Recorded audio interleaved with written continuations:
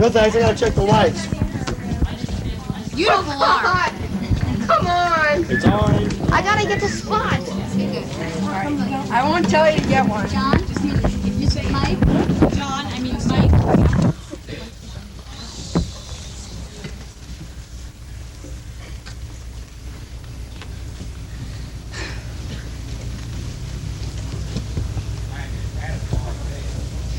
What you see before you is an amazing collection of muscles, sounds, brain power, feelings, hearts, and emotions. The high school teenage body is a universe still in the primitive stages of exploration. You can explore it alone, but it takes a lot of willpower to be private. There are constant assaults.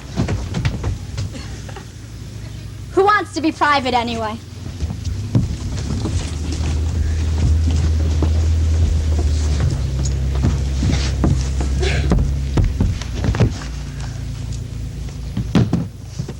Joan! Gene! How are you? Tony Walkman! Great! How you doing? Me too! Yesterday! Not yet, but I hear it's When'd fantastic! you get yours? Designer jeans too! How you doing? Oh God, that guitar! Punks and Thugs are at Lincoln Center. On your Sony Walkman already? Fabulous! They got it so soon! How you doing? Thursday. Yeah, but I'm okay now. A leather jacket and roach clip Mick Jagger used. And on top of that, Chopin! It's hard to walk in a straight line. Just after I blew up and told them they were out of it completely. I'm not really hungry, but thanks anyway. Next present I opened was this. I felt like a creep. Yogurt in the tap, so I'm not really hungry. No, I'm right.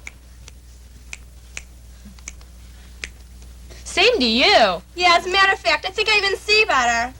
Last year I got this no, sweater. I'm hot with this music. Algebra class. Where are you going? You're not my class. What are you listening to? I gotta run, I'm late. What are you listening to? Is it that bad?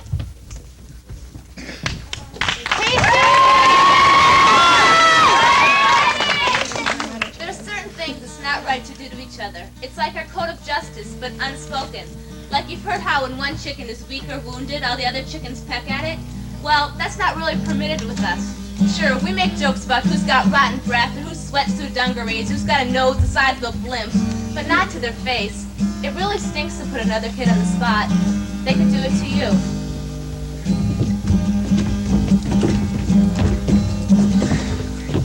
Coming new in this school isn't easy. You know, if they don't know you here, they can kill you. Like the first day I came, I was wearing the wrong kind of jacket. Man, I couldn't have picked the worst one.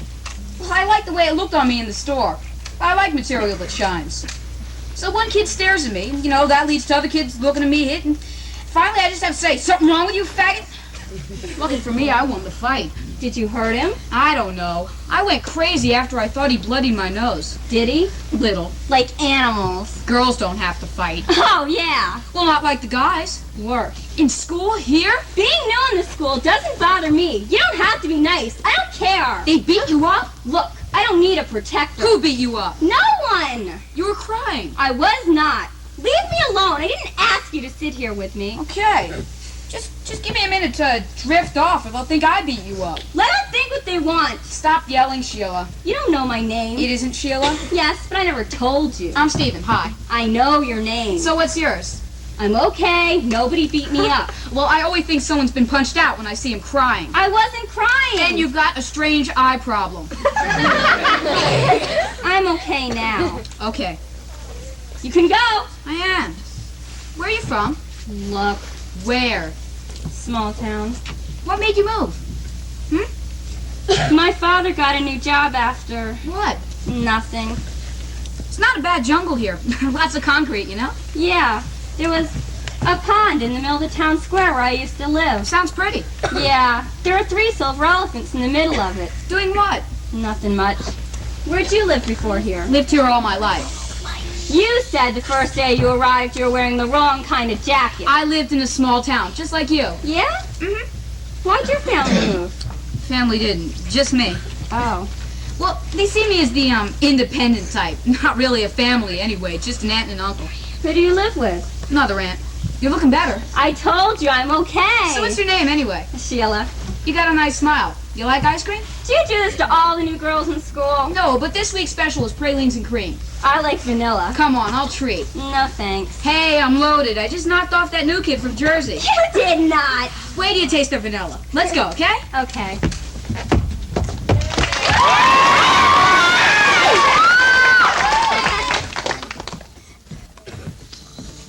Strangest thing happened the other day. I was coming out of class and I banged into Chester Amaro. And he put his hands on my shoulders so I wouldn't fall. And he said, "Excuse me." And I said, "That's okay." And he said, "No, I'm really sorry. Are you okay?" And I said, "Yeah."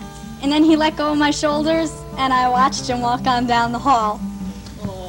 Well, I mean, I walked into chemistry class and started setting up my stuff. And Mr. Finnegan looks at me and says, "Brenda, what are you doing?" And I said, "Setting up my stuff." And he said, "But you just had the class." Okay.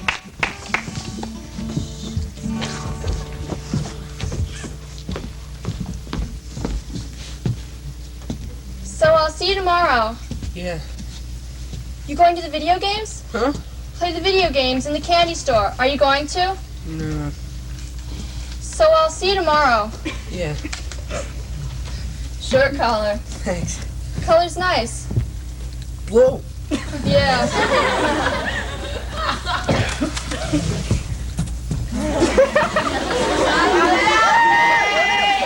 You going to the video games? You like the video games? Sure, sometimes. No big deal. I'll call you tonight. You better. 7 o'clock 6. when I get home. I have to buy a notebook for science. Me too.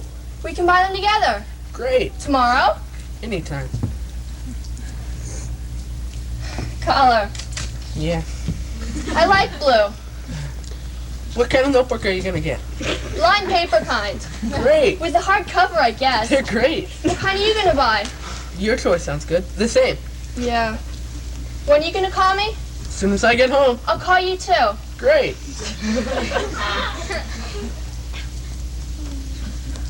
So I'll see you tomorrow. Yeah. I'm gonna buy a notebook with a blue cover. Nice color. Blue pen to match. Yeah. Maybe green though. Sounds good. What do you think? I need one too. Really? We could get them together when we get our notebook. That'd be great. I need to get an eraser too. So do I. What about a ruler? Yeah. We can buy all this stuff together. I'd like that. So would I.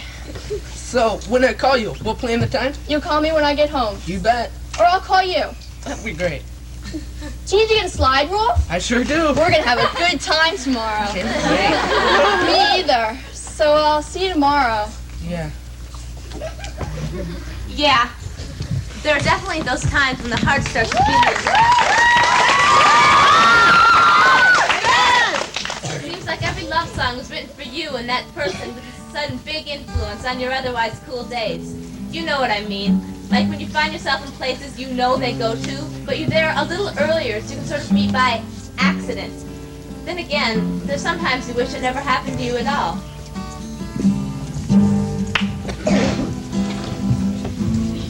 Hi.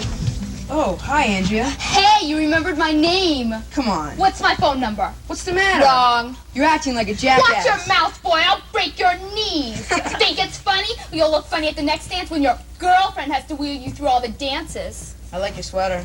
Really? Yeah. I'll tell the sheep. So how's everything going? Oh, boy. What? I don't believe you just asked, how's everything going? Well, I did. Fine. Good. I mean, man, it's going like, wow, Chris, let me think. It's going like, flowing like blood out of a broken heart. Andrea, Yes? why are you acting like this? How am I acting? I don't know. I come around the corner and you look angry. And why shouldn't I? How should I know? You dumped me for no good reason. What do you mean, dump you? Dumped, as in when you take a whole lot of stuff that you used up and don't want anymore, and you pick it up and take it to the trash can and toss it. Dumped. It is a word in the English language. Do you know anything? I know I'm glad I'm taking on another girl the way you talk. Be glad. Enjoy it. I am. He's a jerk. I don't think so. You're a jerk. Then you're lucky to be rid of me. Don't call me lucky. I'll call me lucky, not you. You didn't get married, Andrea. I'd never marry you. Who asked you? 4 nights you never called, and in the halls you don't even smile at me anymore. That's not true. It is 2. Can't call you every You night. could for 2 weeks. Why can't you now? I bet you're calling her every night. So what if I am? She's a jerk. And what are you? The best thing that ever happened in your stupid life. That's what you think. That's what I know. I gotta go. Oh, yeah, the jerk's waiting. So go. I haven't got a gun yet. So long. Hey, Chris, Yeah? that picture you gave me, What about it? I tore it up. 100 million pieces. That costs a lot of money. Hurry up, your girlfriend's waiting. See ya. If you're lucky.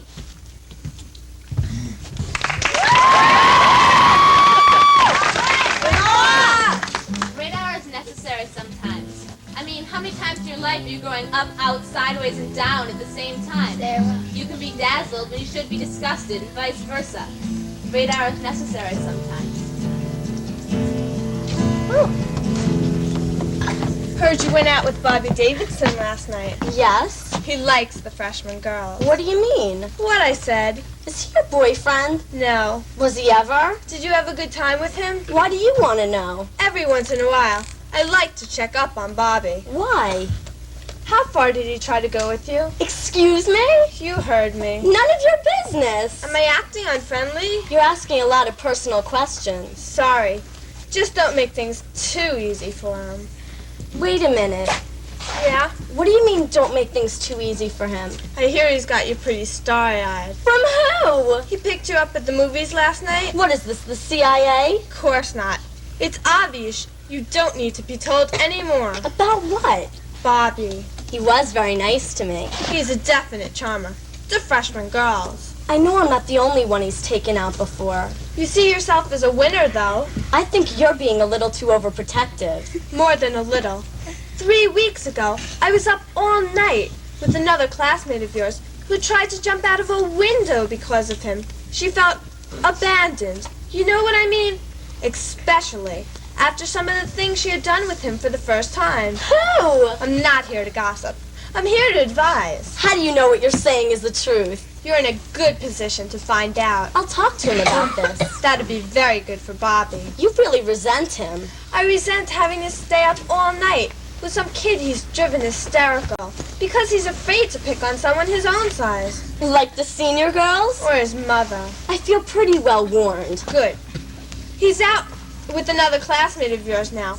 It might be a bit of an interruption, but you can warn her too. I might do that. Whereabouts? Parking lot. Excuse me. Certainly.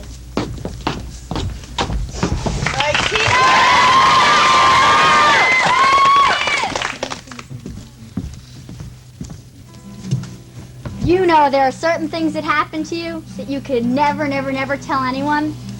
I know you know that. And I know that you also know that if you're smart, the first person you tell it to is your best friend.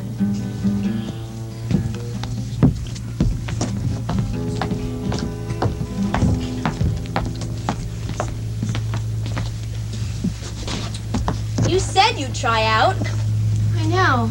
so come on. You go. You said you'd do it. I know. I don't want to go by myself. You'll make it, no problem. So will you. Do you think I won't? Is that why you're backing out? I'm not backing out. Yes, you are. You said you'd go with me, and now you won't. I'm sorry. I don't know what you're worried about. You've got more energy than anyone in this high school. I just want you around to inspire me. Hey, what do you say? Take the ball the other way. Hey, what do you say? Take the ball the other way. Okay, inspired? I want you to try out with me. We'll be the most famous cheerleaders the town ever saw. Sign autographs? You bet. Pushing back, way back. Pushing back, way back. I stink, don't I? No, you're good. I stink, and you know it. You're good, Marie. Good. You really think so? Yeah. Come down and try out with me, please. I can't. I never thought you'd let me down, Rosa. Maria. No, you've been practicing these cheers with me for weeks so we could try out together. I didn't even care at first. You did too. Being cheerleaders was your idea. Well, then how come you spend all that time trying to make me better? You're more than better, Maria. Whatever. I think it's really lousy that you're leaving me stranded like this. You don't need me to be a cheerleader. Yes, I do. You're my friend, my best friend. And if you're not going to try out, then I'm not. So let's just forget it. I'm sorry. It's no big deal. You know you'll make it if you try. I don't want to do it without you, okay? Can we just drop it? I can't try out, Maria. I just can't. Why? I just can't. Why? If I tell you, What? will you keep it a secret? What? If I tell you, will you promise to keep it a secret? I'm your friend, aren't I? Yeah. So what's going on? Can't you tell me, Rosa? I'm gonna have a baby. Rosa? Oh my God. Well, when? I don't know. 8 months, I guess. Are you sure? Positive. Wow. Well, does Johnny know yet? Not yet. Are you scared to tell him? No. So why haven't you told I him? will. He should know. Yeah. Well, how do you feel? Fine. Well, I mean about having the baby. No. Okay, I guess. You're not afraid? No.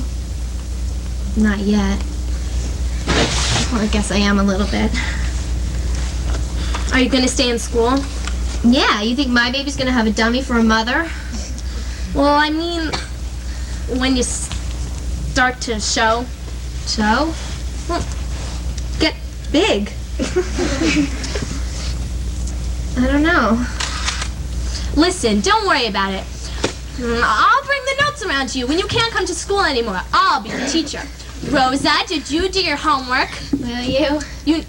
Sure, you know I will. I mean, when I really can't come to school anymore. Sure. Thanks. Hey, you taught me how to cheer. I'm sorry. Don't be silly, Mama Rosa. Mama Rosa. Mama Rosa. Have you thought about not having it? No.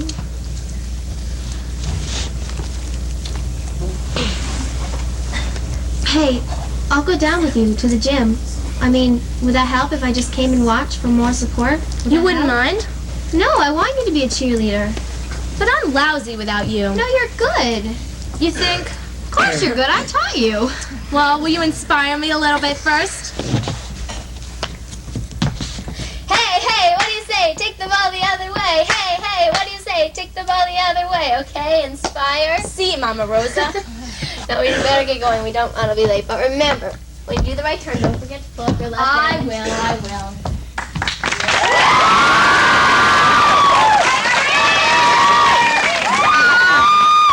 The great thing about boys in high school is that they're so stupid.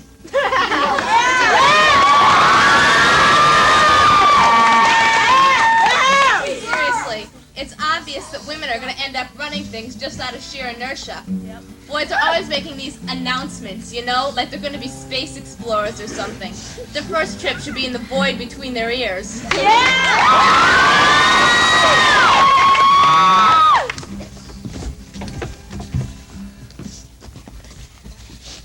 To be or not to be? That is the question.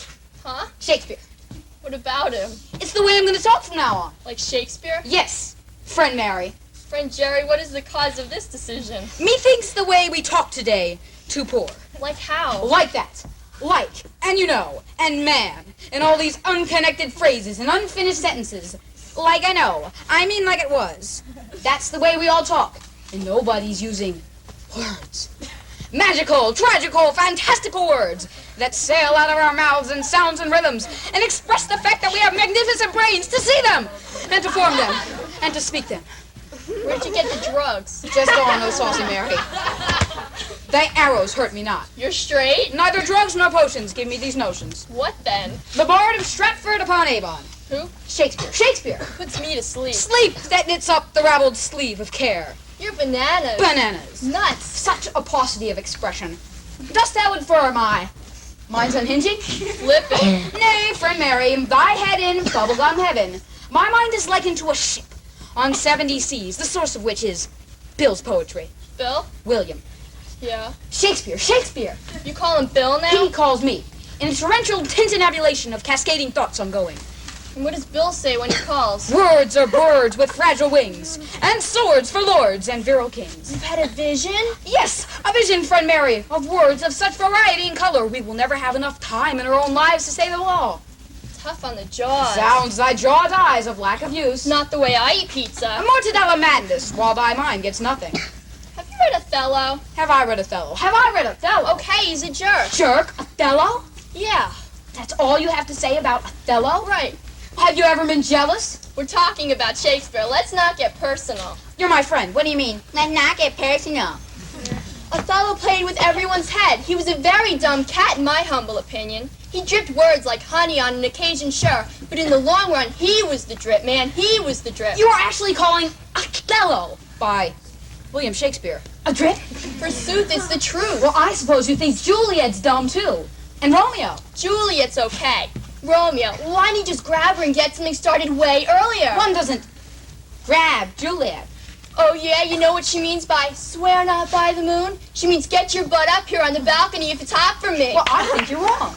I got my opinion. You're entitled to yours. But Juliet, I mean, Juliet... Breathing heavy, breathing heavy. Well, she had a lot of nice words to say. Well, they were better than Othello's. That jerk didn't even have enough smarts to realize that his friend was double-crossing him. Where'd he grow up anyway? Well, Juliet's a beautiful lady. She's got to have something with all the guys jumping around after her. Oh, it is my lady.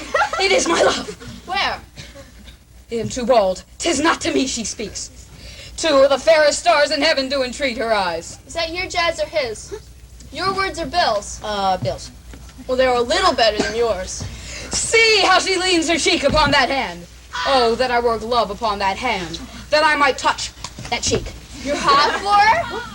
Angela DiCarlo. Angela, Who you've been staring at for the past 2 minutes. I haven't been staring at her. Don't look at me like that.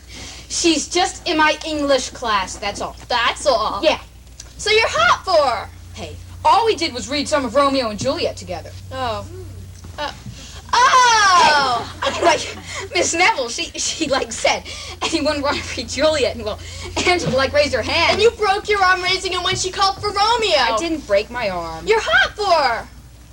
Hey, listen, Mary. That's why you're talking like an Elizabethan mutant. Your rap is zapped because your heart's a flap. No, I mean, like, Miss Neville said who wants to read Romeo, and like, she just picked me, and it was just chance. You're hot for her. Cut it out, Mary. Jerry's hot for Angela DiCarlo. Shut up, Mary. Arise, young friends, and cheer on this flipped-out loon. Cool it, Mary. Jerry's hot for Angela DiCarlo. I'm gonna kill you, Mary. Jerry's hot for Juliet Angela Delicious DiCarlo. I'm gonna... Jerry's hot for Juliet Angela Delicious DiCarlo.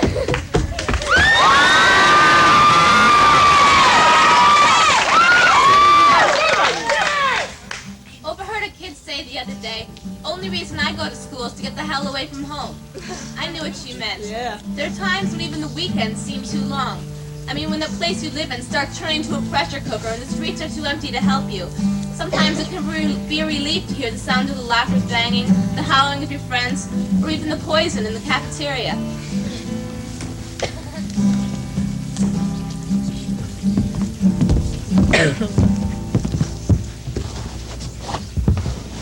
In your high school, there are hundreds of students. If you multiply that by the number of students in the high schools in the next towns, then the cities, then state, then country, and world, we're a force to be contended with, right? Calm down, guys. Don't want the people to get the idea we got it all by the tail. We still got a lot to learn and tons of feelings to deal with. As terrific as we are, we still have to check ourselves out every now and then and put a little polish on that.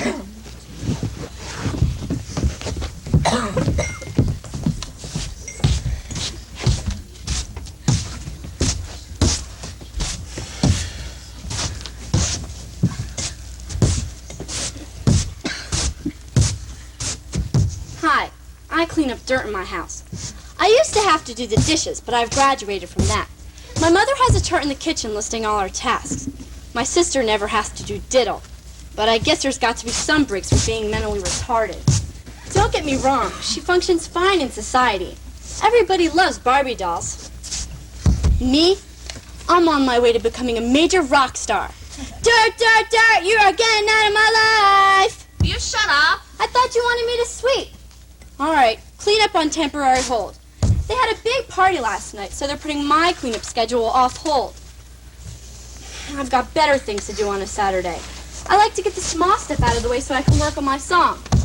Yeah, I wrote my own song. Want to hear it? Yeah. You're going to hear it anyway.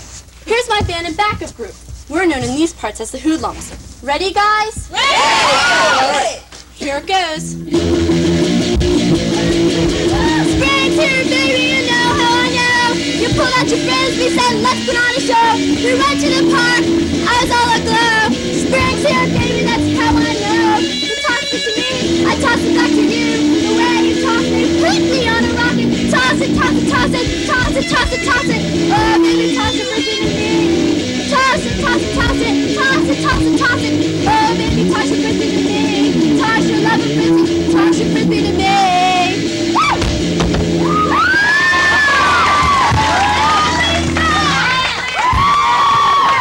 Watch out, Deborah Harry. You're in a lot of trouble. Yeah, big party in the joint last night. Christ, look at this place. Obviously, it was full of loaded drunks. If it hadn't been for my sister, they would have used the couch as an ashtray. So she gets to sleep in for saving the furniture and keeping my uncle from eating the goldfish. Yeah, I thought they were moving potato chips. My little brother kept on stealing their beer. So he's no good this morning. He may never be any good again. I lost the only audience I ever had.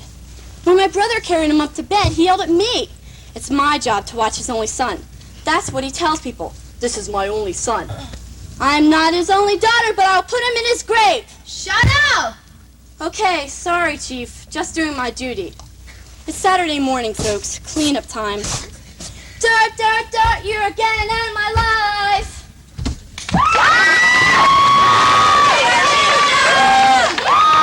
Casey! Did you ever try to follow a girl's conversation? If she's excited, it's like chasing a paper in a windstorm. Just when you think you got to the point. She's 16 feet over your head and whirling in a spiral.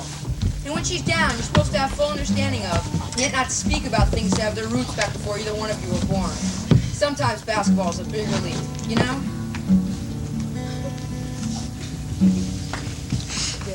Alan! What if I changed my name? To what? How does, Cynthia sound? Allison? Crystal, maybe? What's wrong with Millie? Boring! I like your name. Why? I like the sound of it and the energy of it and... Energy? Yeah. It's a popular word nowadays. Energy. Drinking is weird. It's hard to have a conversation. Hortense. It's a funny name. Hortense, relax. I think Millie's a good name. Stinks. Carol isn't such a great name. I don't care what you're complaining about. I'm not complaining. I'm, selecting. Nancy. Sounds kind of tough, doesn't it? Sounds like your nose is stuffed up. Nancy. How about Paula? Sucks.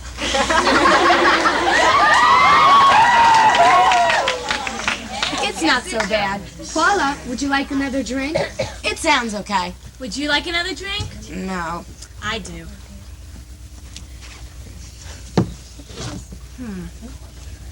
I feel kind of sick. You won't get sick if you don't think about it. I feel sick. I don't have to think about it. Well, then go home. Like this? Like what? You look okay. Hortense, relax. Are you drunk? No, are you? You tell me. You're the veteran. You really never had a drink before? Never. Never sneaked any? My parents don't drink. Everybody's parents drink. That's how we all got born. When was the first time you ever had a drink? 6. 6? 6. A martini. Come on, Millie. That's impossible. A martini. That's gin and a little vermouth. A lot of unconsciousness. Help me with my nap, she said. What was it like to be drunk at 6? I think I cried a lot. Didn't make me very popular. It's really hard to remember. Allison. I already said that.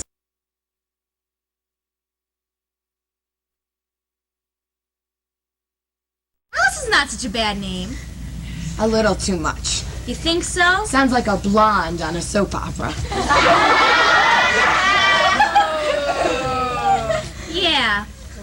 Have some more. Come on, it'll make you feel better. Oh, all right. Denise. Laura. Violet. Willie. Willie? Yeah. Too similar. I don't see why you're changing your name. My birthday's coming up. I'd like to make a new start. Actually change your name? Why not? Seems like a lot of trouble. What do you mean? Well, I got an aunt. Aunt Sophie she's been all the years I've known her.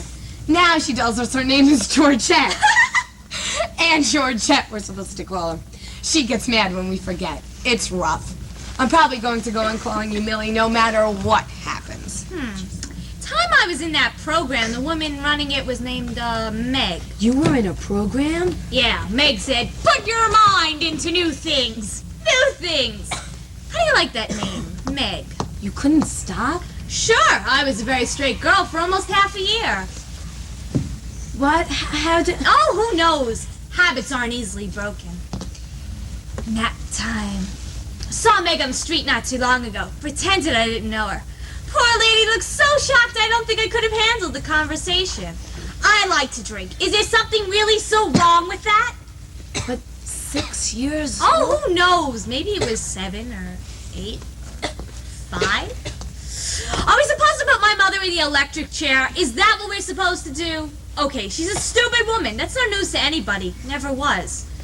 I didn't like the things Meg was trying to make me think about my mother. Valerie. That's a nice name. Valerie. Let me think. Vanessa. Vanessa? Yeah. It's a beautiful name. Vanessa. You like it? Yeah. I think I'm gonna be Vanessa, starting next month. After you blow out the candles. Huh? On your birthday cake. Oh, yeah. After that, I'm Vanessa. Think you can handle it? I'll try.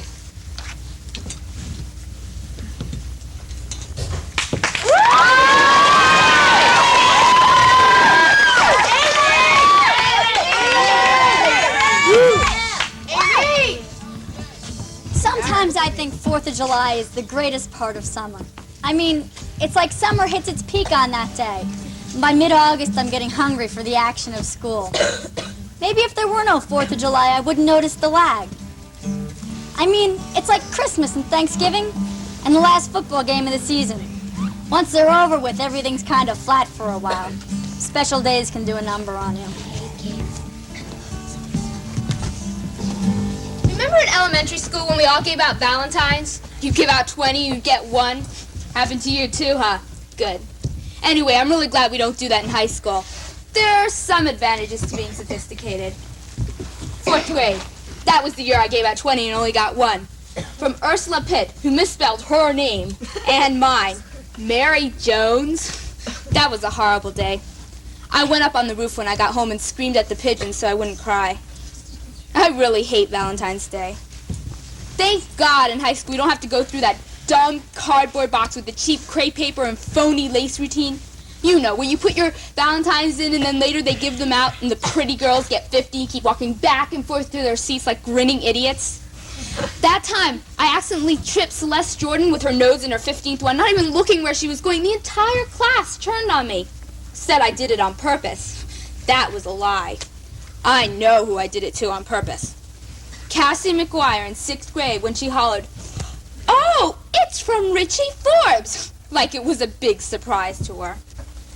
A big, overblown, tasteless Valentine that anybody with class would be ashamed to get. She cut her knee when she went down. So, as you can see, it's not a day that brings out the best in me. Christmas I can handle, and New Year's Eve is no big problem, but whoever invented Valentine's Day I'd like to smash in the mouth for the grief it gives me. Used to give me.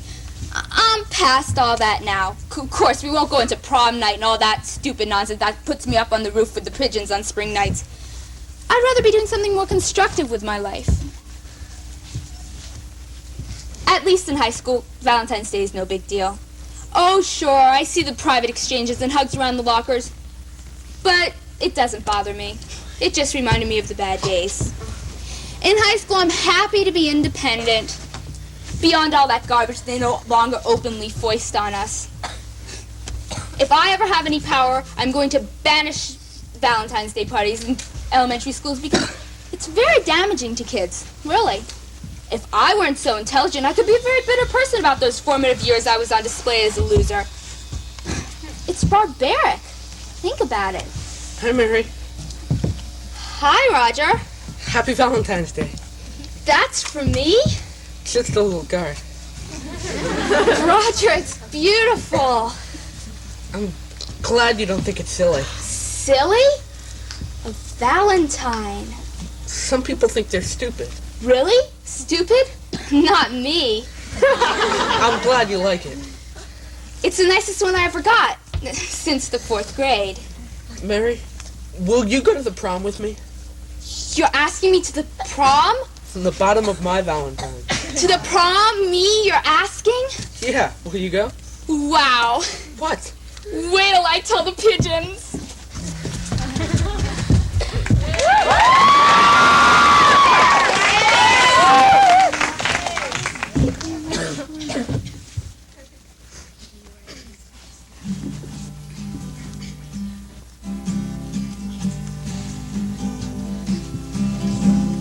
Memories an empty house we've yet to see or buy.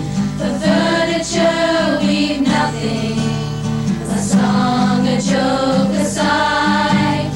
Within the dance of shadows we bring the light of laughter. 1,000 suns are in us to illuminate the drifter. Rhythm takes us everywhere, our ears are still not dead. We'll walk barefoot into history and never lose our breath.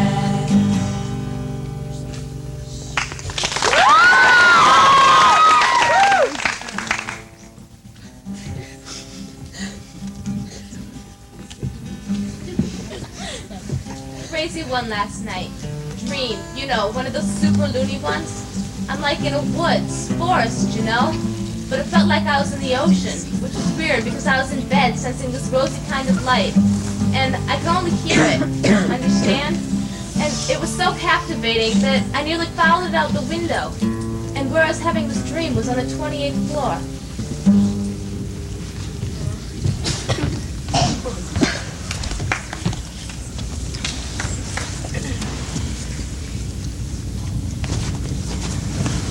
First thing I did was clean up my room. Hung up all the shirts on the floor. Put my socks and underwear and 2 t-shirts in a pile by the door. Looked at all my posters. Stopped seeing them. Rubbed my autographed baseball. Went out into the hall.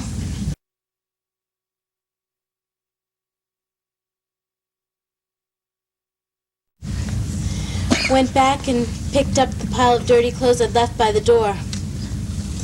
Took them to the bathroom and dropped them in the hamper. Went into my brother's room.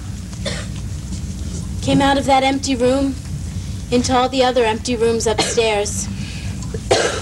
No one home in the kitchen or rest of the house.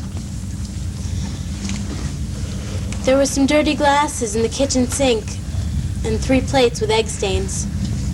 I scrubbed them all clean and laid them in the dish rack. I tried to look out the window above the kitchen sink, but there was too much light. I opened the cellar door. Before I opened the cellar door, I mean, I could see myself doing it. I walked down the stairs. It was like walking into darkness, water, fog. My mind had nothing to do with it anymore. I could see the axe on the wall, the hammer, the saw. I found a piece of rope near the washing machine and got up on a box and tied it to a pipe. Then I tied it around my neck. I stood up on the box and looked out the window. There was no one in the street. Couldn't see any legs passing by. I stood up there with one leg on the box and swung the other into the free air. I don't remember kicking over the box. They tell me I did.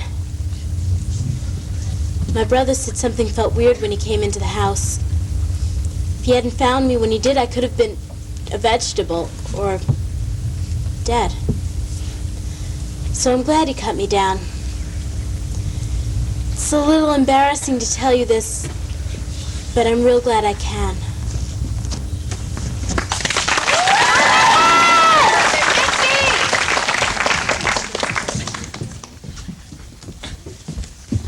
Watch us. We ride our bikes like we're going to live forever. Run on streets and highways.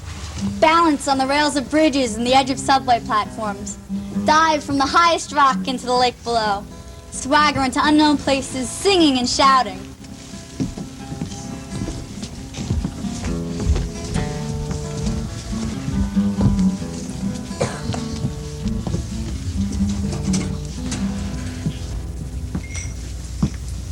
Hi, Patty. Your mother let me in. Uh-huh. You haven't been to school all week. Right. Just thought I'd see you there. What's going on is that my mother called you, right? I missed you at school. She called you, right? I was coming over anyway. For what? What do you think? I'm okay. That's not what I hear. Well, that's what I know. And I'm the one who ought to know, right? I don't care what my mother's been telling you. She says you haven't eaten for too long a time. Hey, look, I'm not hungry.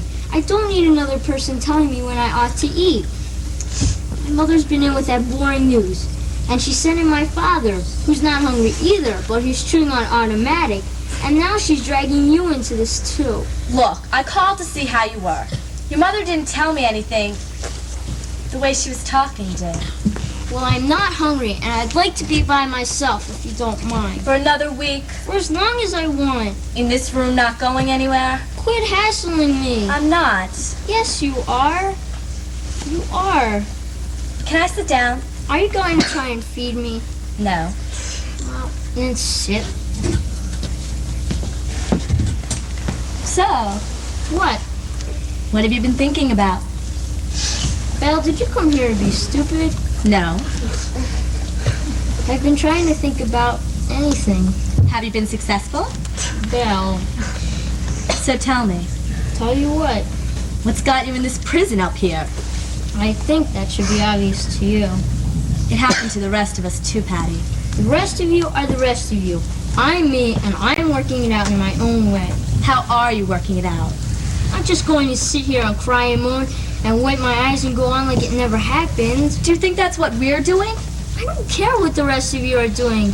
I'm not even thinking about any of you. I can't. What are you thinking about? Carbon monoxide. Yeah? Surprised? Not a bit. I looked it up in the dictionary. Got the definition locked in my memory now. Tell me. Carbon monoxide. Chem. That's the abbreviation for chemical. Yeah, got it. A colorless, odorless gas, CO, formed by the incomplete oxidation of carbon. It burns with a blue flame and is highly poisonous when inhaled because it forms carbon dioxide. It combines with the hemoglobin of the blood to the exclusion of oxygen. Burns with the blue flame, huh? That's what the book said. Weird. Me? No. That phrase. It's just weird. Burns with a blue flame? Yeah. Why? Forget it. Tell me, Belle. It's sad. We've had enough sadness. Look at you. You can't even get out of your room. Tell me. Why? So you can memorize it? Then go on starving yourself to death? What good is that going to do anyone? I'm not starving myself to death. Sure you are.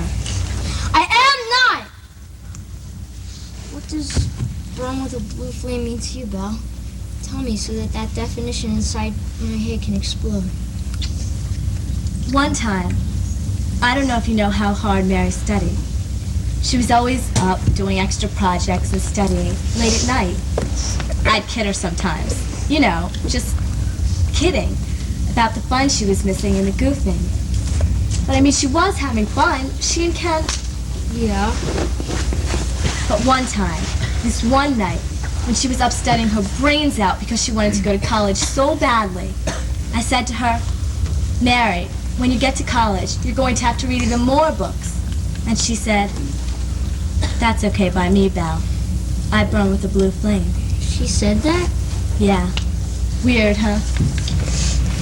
We're just sitting in the car, talking like we are now, only about life.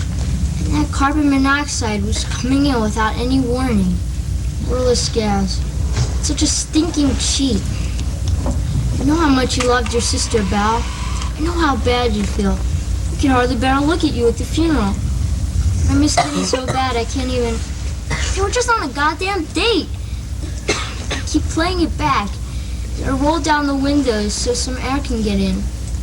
Pardon me, lovebirds, I say. I'm just giving you some air. Some clean air so you won't have a death that makes no sense to anybody. Well, we've gotten so used to crazy, violent deaths. Not the cheating of carbon monoxide. They didn't even know they were going down. And now I'll never hear my brother laugh again. Never. He never knew how much I loved him. Of course he did. Keep playing it back. And I'll roll down the windows so some air could get in. Even if the windows were only rolled down a crack, they'd be all right, wouldn't they, Val? Even just one window rolled down a crack so some clean air could get in. They'd be all right, wouldn't they? He never knew how much I loved him. We're all rolling down the windows, Patty. I loved him so much, Val. I know. I know.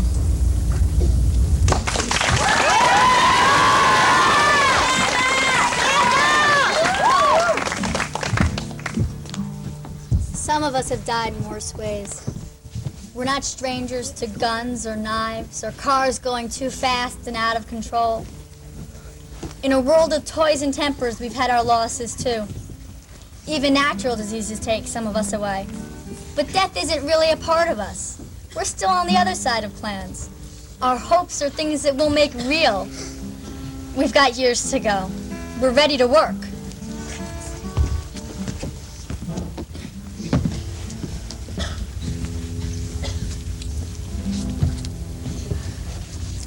I got this job to make extra money for Christmas. Working in this big department store downtown. The shipping room. You know, all these boxes are coming in filled with stuff like shirts, socks, jewelry, perfume, tons of perfume. All coming in for the Christmas shopping crush. So I carry the stuff around to the different departments, sometimes running the ticket machine that makes the prices for all the junk. The other two guys in the shipping room are career men. They're always just telling me bad jokes between giving me advice on how to live. Anyway, Christmas Eve, the store manager comes in. She's about 10 feet tall, bigger than anybody else in the store. Looks and talks exactly like John Wayne used to. She's all right. So she comes in and she says, I don't know how this happened, but we don't have a Santa Claus for Christmas Eve. There's a line of mothers and kids out there and an empty chair where Santa Claus should be. So she stands there, head scraping the ceiling. Old John just keeps unpacking the merchandise while Joe, the other guy, nods his head in sympathy towards her and winks at John.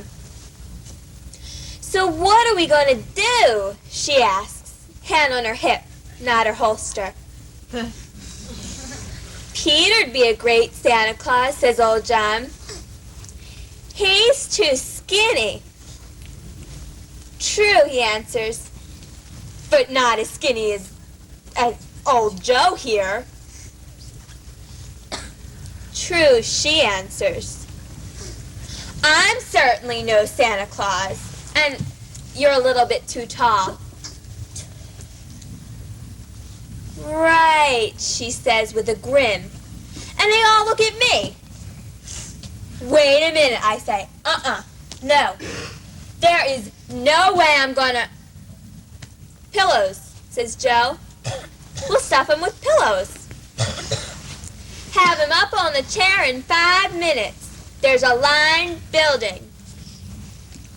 Next thing I know, no one's listening to me. And I'm in this red suit with pillows and a white wig. And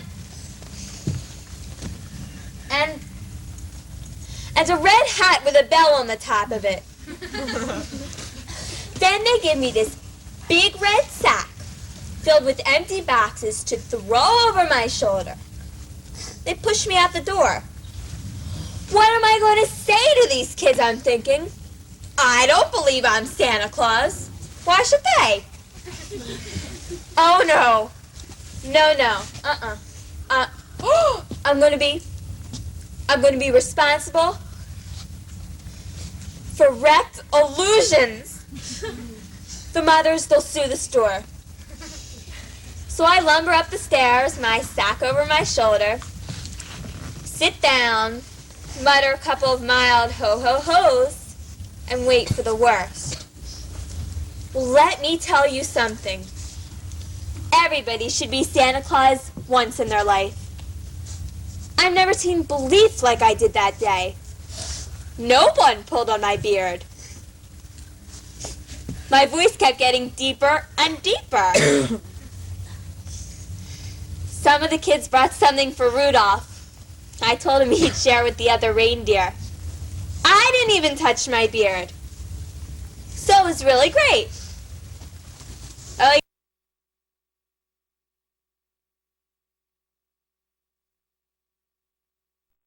something did happen to bring me back to reality. See, I've been sitting there a pretty long time. Over 3 hours, I think. And what I didn't realize was that my Santa tummy pillows had risen up into my chest. So when I stood up and got off my throne, I got to take about 2 steps before my red pants were down at my ankles.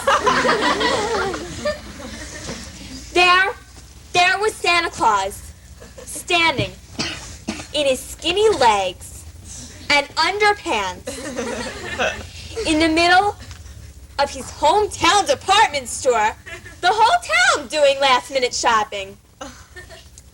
I reached down, grabbed my pants back up, and I ran as fast as I could back to the room.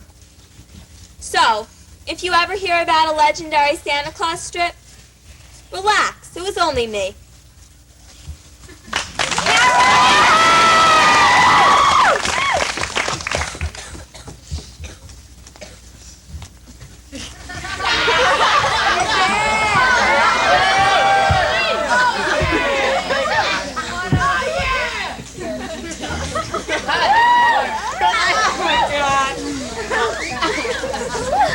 Nice legs. What the hell have you got?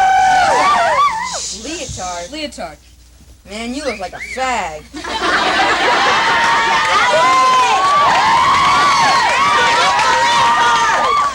Dance class. You're in that class? Why, I'm the leotard, dude. You gonna start wearing earring next? Don't need that for dancing. I got football practice. I'll see you later. See ya, Felix. Don't pop out of your tights. Leotard. What you doing, Hector? Dancing, man. Some outfit you got on. You ought to get one, Freddie. No way. Be good for you.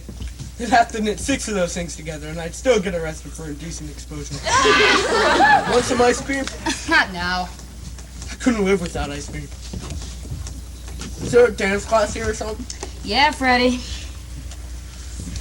You the only one in the class? I'm early. Like it a lot, huh? You got it, Freddie. I'm losing weight just watching you, man. It's what you think. I gotta go. I told Aunt Ann to meet her at the Pizza Hut. See you later. See you, Freddie. Don't split your hot dog skins. Leotard. Hey, Hector. Hi, Susie. You look great in that leotard. Thanks. It really turns me on. Stick around and watch us dance. You really get turned on. Don't have the time. But I'll see you later. Bye. Meet Casey. Hi, Hector. Hi, Catherine. You're always here first. You're always here second. So how are you today? Fine. Good. How are you? Eager for the workout. Me too. Yeah, my grandmother says she's waiting to see our first show. Well, that's years away, I tell her. She laughs and says, what are years to me now? Time is only slow for you. Before you know it, I'll be there in the front row, and there you'll be, up on stage. She used to dance, you know. Did? Yeah, in Spain. What kind? Flamenco. Anything else? Yeah, ballet. Mrs. Kronansky, my grandmother's friend, used to live next door also. She used to dance too. They're always showing me pictures. All the famous dancers, they say over and over, as if they think I'm never listening, had to work very hard. It's not work, ladies, I tell them. It's fun. They laugh when I say that. They know I'm hooked.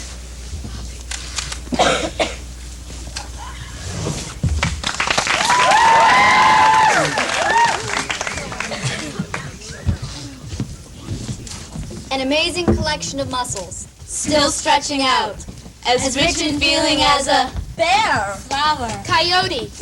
We can turn a city into a playground, and a desert into a palace. We're all alive, growing. The teenage body is a universe still in the primitive stages of exploration.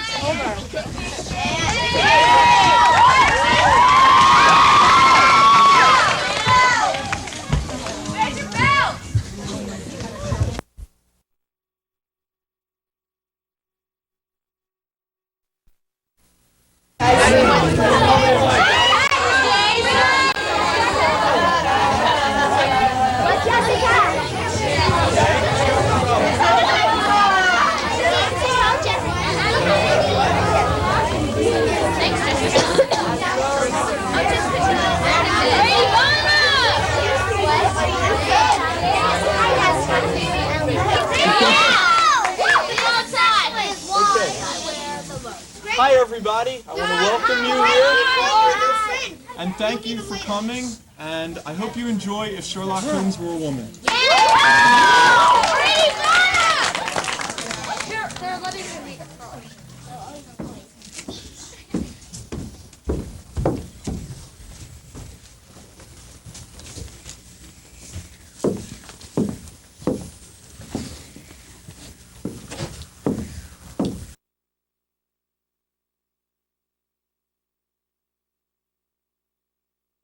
You read me back that last bit. The days of the great cases are past. Man, or at least criminal man, has lost all enterprise and originality. Sherlock put that rather well, I'd say. Do go on. As for my own little practice, it seems to be degenerating into an agency for recovering lost lead pencils. Sherlock and I have much in common. I could do a lot better if the university atmosphere were improved, though. It's all wrong. There should be London fog and handsome cabs, that sort of thing. I declare, Shirley Holmes, you and Dottie Watson are going to be put away any day now. It's just not seemly for two young ladies to be so obsessed by Mr. Arthur Conan Doyle's creation. You wouldn't understand, Melanie. Why you should want to model your lives after a private detective who is nothing but fiction is something I find mighty incomprehensible. It's just not very genteel. As Sherlock himself said, it is a capital mistake to theorize before you have all the evidence.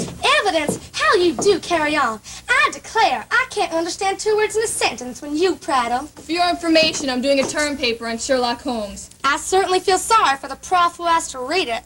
The woman's an imbecile, Holmes. Best to ignore the creature. Go ahead. I consider it a compliment to be ignored by you two. You're a scandal to the entire university. How do you ever expect to attract any gentleman callers with your outlandish behavior? Last semester, you were Edgar Allan Poe. I certainly got tired of those nevermores. Your mother must have been frightened by a lending library. Holmes, are we going to tolerate this? I'm inclined to think so. That's what Sherlock would have said. The Dean of Women has threatened to kick me out unless my grades improve. Doesn't she understand that as a drama major I must devote my entire energy to my art? Encore. What does it matter if I'm flunking basket weaving 101 for the third time? You'll care plenty if your mean old pap finds out you've been expelled for poor grades. Only you understand me, Shirley. For you too live in a world of illusion, which is the only real world for a free soul. Sit down, Thea. You'll feel better. What if the Dean carries out her threat? Oh, the pain of it all! I'm going to kill myself! Now I'll watch. What agony to be the world's greatest undiscovered talent. I'll throw myself in the river, that's what I'll do. What time? I'd like to invite some of my beaux. They might find it amusing. You're just in time, Mrs. Hudson. For what? Nothing serious, Mrs. Hudson. Thada's gonna throw herself into the river. Again? Nobody understands me! Aren't we being a mite insensitive, Mrs. Hudson? Stop talking like something out of a Sherlock Holmes mystery, and take the ridiculous pipe out of your mouth. There's nothing in it. It's for effect. Helps Holmes here feel closer to the master detective. I put your tea things on the desk, Mrs. Hudson. Thank you, Melanie. That was thoughtful. Yes, I thought so too. Bonsoir, Mademoiselle Fifi. Bonsoir, Monsieur Holmes. Bonsoir, Dr. Watson.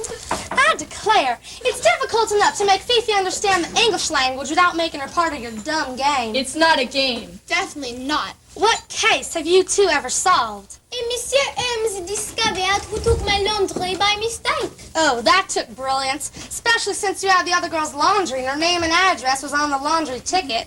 Holmes here was instrumental in solving the baffling hubcap case. Baffling?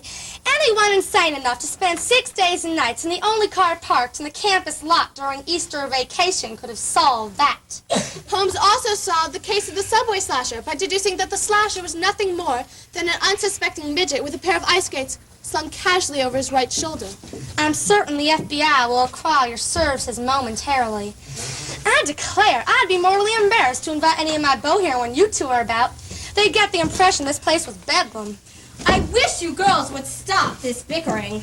Would you like me to park your car as usual, Mrs. Hudson? I'm sure you wouldn't want to leave it out all night. There might be a return of the baffling hubcap case. That can wait.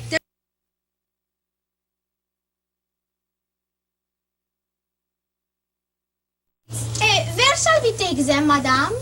No, Fifi, it's simply a way of phrasing. I don't mean you should take the chairs anywhere. Sometimes I think we ought to exchange our exchange student for another model. Charity woman, Fifi has a unique way of expressing herself. This place is just filled with unique people. That will be enough of that, Melanie.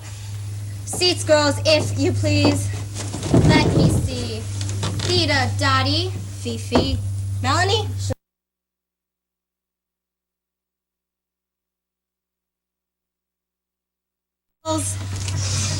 Here I am, Mrs. Hudson. Not another cold. I took 2 aspirins, gargled with Listerine, and swabbed my flamethrower with iodine. Sniffles, you know perfectly well there's nothing really wrong with you.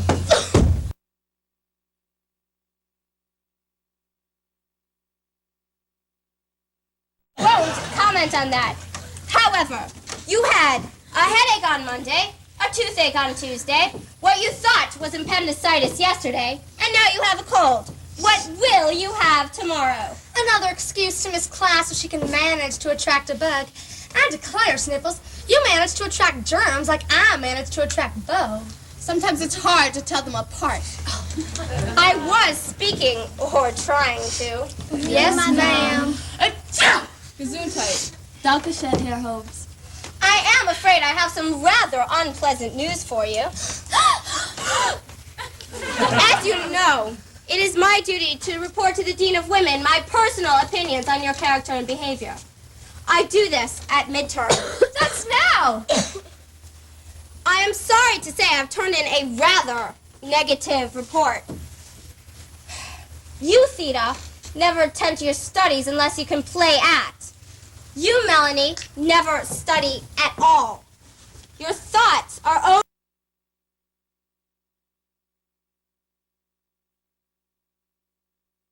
Callers, eh? I can speak for myself, Shirley.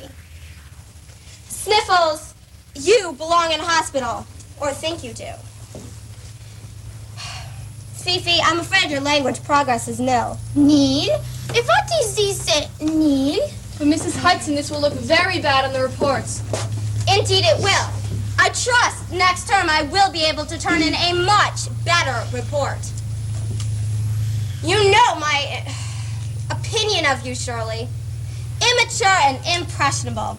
This mania you have for detective work will get you into trouble. Mark my words. I'm certain the only reason you came to this house was because my name was the same as Sherlock Holmes' housekeeper. What a pity our address can't be 221B Baker Street. Holmes considers it something of a tragedy. Tragedy? What do any of you know of tragedy? My whole life has been nothing but tragedy. You haven't written our parents. I shall, this evening. I've written your parents already, Dottie. You did? What did you tell them? Only that you're perfectly willing to go along with any nonsense that comes your way. And like the others, your grades are suffering badly. My papa's gonna be furious with me. He made me promise never even to look at a boy again during the school year. You have brought it on yourself. But I told my parents that if I came to the university, I'd stop being a hypochondriac. It's your fault you enjoy pretending you're in poor health, not mine. But the dean has already written my parents, and if you write them even more... Perhaps this will shock you into some hard, realistic schoolwork. But I'm putting for a scholarship, madame, and I need your removal. That's approval, Fifi, approval. And that approval will have to wait for a time, Fifi. That is, unless they revoke your student's visa. You don't apply yourself. You read only books written in French and see only foreign films which haven't been dubbed into English. Could you speak a little slower, madame? I cannot understand much of what you say. N'est pas? There, you see? Melanie, didn't you bring in the saccharin? Oh, there's a new bottle on the dining room table.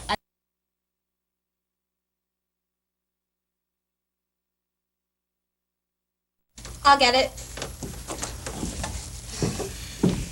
The letters I write are for your own good. I hope you appreciate that. We can't let her write those letters. My pappy will drag me back home for sure.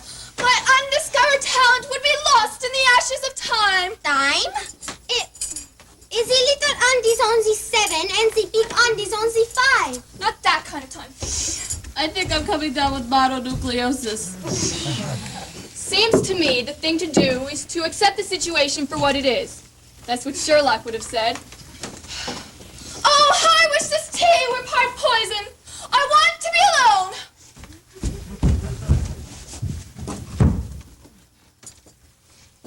I hear a little time ago in the corridor outside my loom.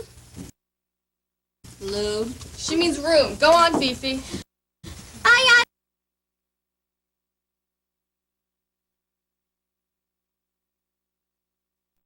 Fifi, you mean sleeping. Ah, yes, sleeping. Merci, Monsieur Ems. When I hear someone tell someone they wish they be dead. Who? Alas, I do not know. Too bad. Sounded interesting. Don't hear good conversation like that too often. Are you ready, Watson? Some more of Sherlock's observations. Observations? Who cares about muscular observations at a time like this?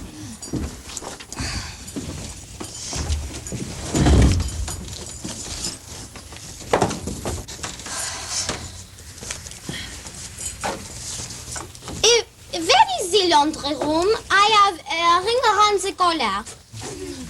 Please give me a napkin. I have spaghetti sauce on my chin. Will you open the window? It is smelly in here. Where is the toilet bowl? I do not want to be here. Ambulance, please! Are you ready, Watson? Quite ready, Holmes. Splendid. There are 75 perfumes, which is very necessary, that a criminal investigator should be able to distinguish from each other. That's from... Don't tell me. That's from The Hound of the Baskervilles. Gad, Holmes, you amaze me. Elementary, my dear Watson. That is the book you are reading from. It's Mrs. Hudson! Stay where you are! No.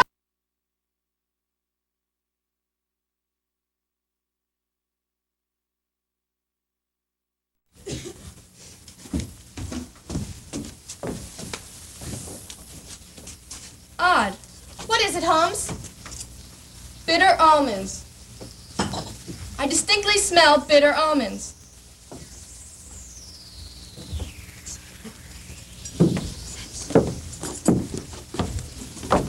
Mrs. Hudson is dead. Hurry out of here! Stay where you are. Nobody leaves this room. What?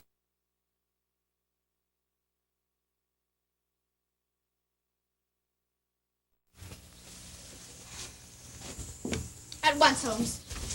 Have you lost what precious little sense you possess? Mrs. Hudson here has probably died of a heart seizure. Call a doctor. Call my agent. The key, Holmes. I demand you call the proper authorities at once. And let some blundering police official let the criminal escape? I see no reason to involve the Scotland Yard. Scotland Yard? What are you doing? The door is locked, no one can get out. And no one can get in. Cutting the telephone cord only increases the advantage of isolation. Right, Holmes? That's the way Sherlock would reason. Pardon, I don't understand. What has happened? Happened? Murder has happened, Fifi. Cold and deliberate. What murder? Mrs. Hudson, of course. Bless you. Thank you. Well, I don't want to stay in here with a dead body. I'm afraid you'll have to, at least until I can point my finger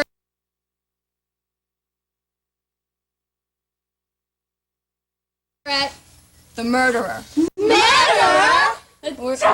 Or in this case, the proper word would be murderess. It's your overactive imagination saying that. That corpse is not my imagination, nor the strong smell of belladonna in the tea. Bella who? Belladonna, Fifi, from the Italian. Ordinarily, it means beautiful lady, but in lethal doses, it means death, related to the deadly nightshade plant. Holmes's knowledge of botany is astonishing. He's well up on his belladonna. But belladonna doesn't smell like bitter almonds, you fools. That's cyanide. Then the murderess is even more clever than I suspected. I'm going to faint!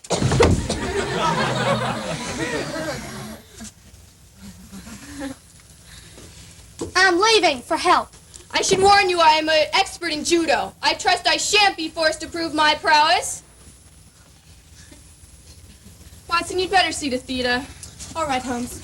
And just what makes you think Mrs. Hudson was murdered by one of us? Motive, Melanie, motive.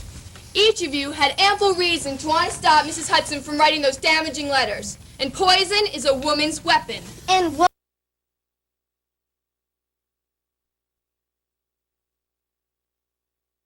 About yourself? The detective can't be the murderer. That's cheating. Don't you know anything about detective literature? What you have is very little to go on. Holmes once said that to a great mind, nothing is little. Except for the circumference of your brain box. Where am I? Suddenly, everything went black, and I heard somebody whispering, "Murder!" Oui. Someone put poison in Madame Hutchins' little pot, and she drank it inside herself, and poof! Never Madame Hutchins. The thing to do now is to point my finger at the murderer. Watson, you'll take notes. Please all be seated. I prefer to stand. As you wish. This is really our big chance, isn't it, Holmes? Big chance to get into a heap of trouble. Murder is no game. Indeed. Murder is no game. Nonetheless, the situation is fairly evident. Each of you had a reason to want to get Mrs. Hudson out of the way.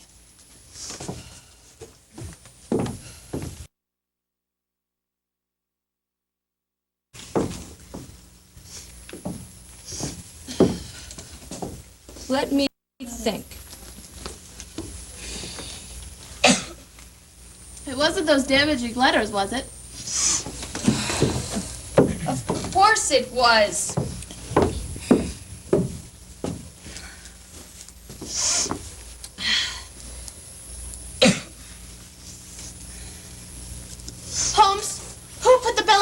the tea?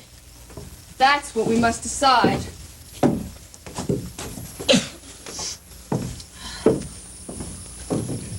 But just because we all had a reason to get rid of her doesn't mean that we'd murder her. And how do you expect to find the killer? Holmes once said, crime is common, logic is rare. Therefore, it's upon the logic rather than upon the crime that you dwell. We must decide... Nothing.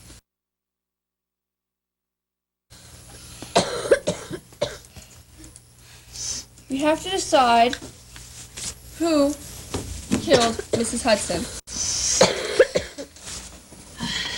Maybe you should explain your methods, Holmes. Good thinking, Watson. It's always been my habit to hide none of my methods from either my friend Shirley here or from anyone who should take it in distinct or from anyone who should find it interesting. That's no one in this room. I think I'm gonna throw up. May I be excused? S'il vous plaît, I do not understand. Where does Monsieur Holmes hide methods? Perhaps I should discuss my fee. Fee? You're not seriously asking us to pay? Like Sherlock, my professional charges are upon a fixed scale. I do not vary them save when I remit them altogether.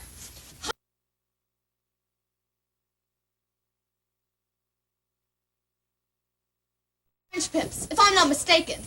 You're mistaken. It was from a lesser-known work entitled Thorbridge. Gad, Holmes, you're amazing.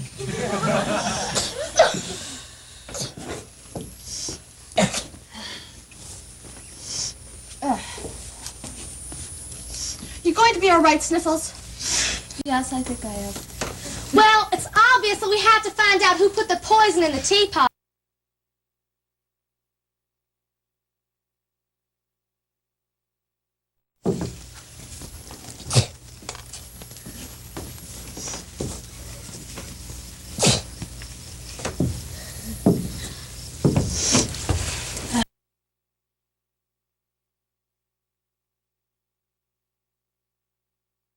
On Mrs. Hudson, and you can't leave her lying there like a stiff piece of garbage. Good thinking, Fifi. Dottie, be a good chap and throw something over the old thing. Those drapes might do. Not the drapes. Hi, I have the very thing. I have a question. What is it, Sniffles?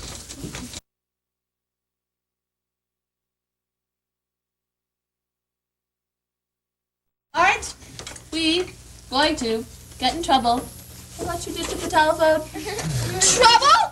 I'm the only one who knows what trouble is. My whole life has been nothing but trouble. Shirley, what do you think I should wear on the witness stand? Great Scott, woman, this is no time to be worrying about clothes. Style is important. Appearances count. Will we be on TV, do you think? I declare, I don't know what my boyfriends are going to say about all this. Their little Melanie Sugar involved in a murder scandal. You will all be freed from blemish once the true criminal is pointed.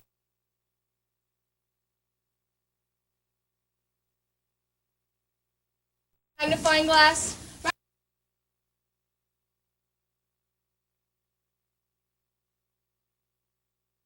Are y'all going to do with that? Study footprints.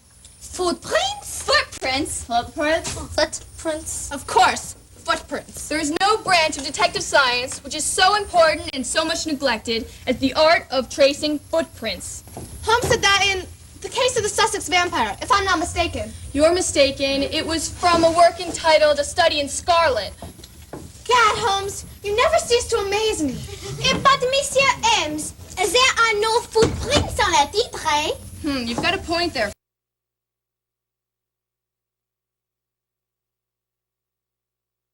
Fifi. The only point around here is the shape of your cranium. Besides,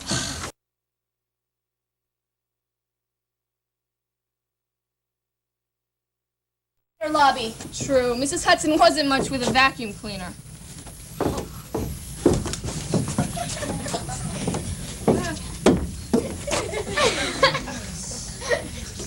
Plainly, the potion was administered via the tea. East Indian tea, judging by the color. Devilish stuff. Tea is very commonplace. Depends.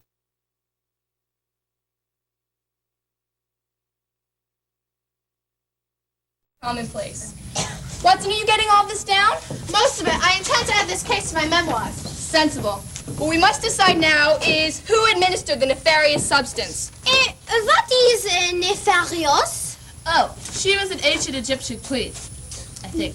No, Sniffles. That was Nefertiti. Oh, yeah. Does anyone have a cough drop? There's a scratch in my throat. It's Mrs. Hudson's.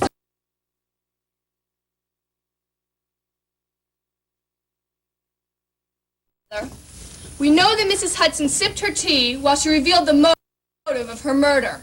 The damaging letters. Elementary, my dear Watson.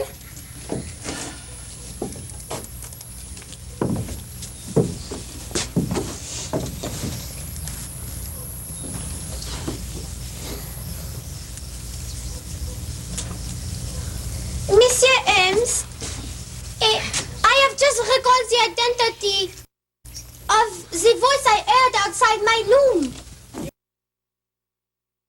You mean room? This could be important. Well, you do recall the conversation I mentioned as taking place outside my room while I was sleeping. What you mean to say is while you were sweeping with your broom. Sleeping in your tomb. Your room. Oui. It was a very, how you say, dramatic voice. Like an actress would regress. No, possess, Fifi. Possess. A dramatic voice like an actress would possess. An actress. Good Lord, Holmes! It was Theta! Elementary, my dear Watson. Nonsense! I am innocent of this crime! Besides, you have forgotten a very important detail. I never forget. The elephant and I have much in common. Big ears. One letter was already written and ready to be mailed. Whoever that letter was written about is plainly the murderer.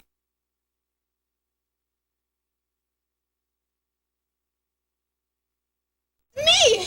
I hardly think so. As Sherlock once said, I never get your limits, Watson. There are unexplored possibilities about you. However, you'll never get me to believe that you stoop to something as foul as doing in Mrs. Hudson. Thank you, Holmes.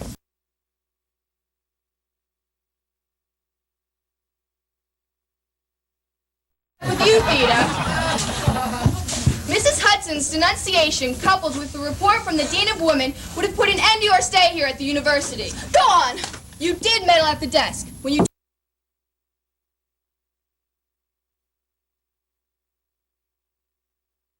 the thumb of your left hand dipped in. And it was you who said, "Oh, how I wish this tea were part poison." Good Lord! I can't believe it. Neither can I. In fact, I count you out, Theta. Ow! But I want to confess. Don't you understand? I'm ready for the photographers.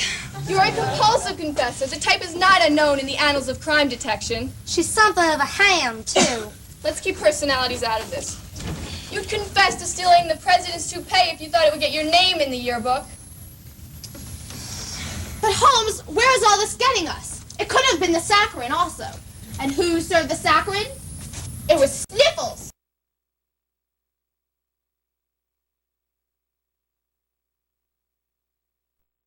One gram equals 2 teaspoonfuls, and that's all. Aha! You knew that if Mrs. Hudson wrote home that your love of hypochondria was flourishing here, your parents would put an end to it all. No. Besides, there's nothing wrong with me. I'm just unhealthy.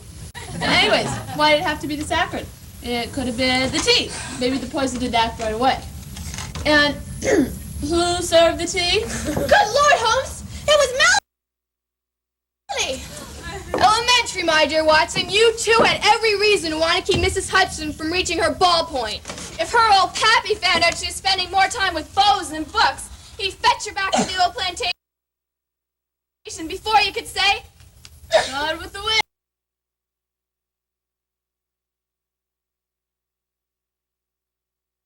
Not me. I mean, not I.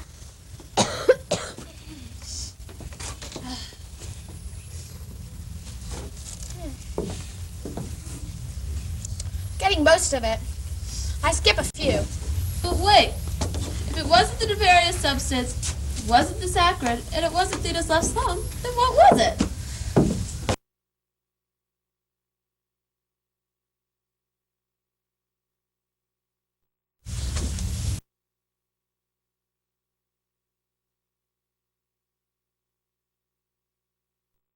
The weapon used in A Scandal of Bohemia?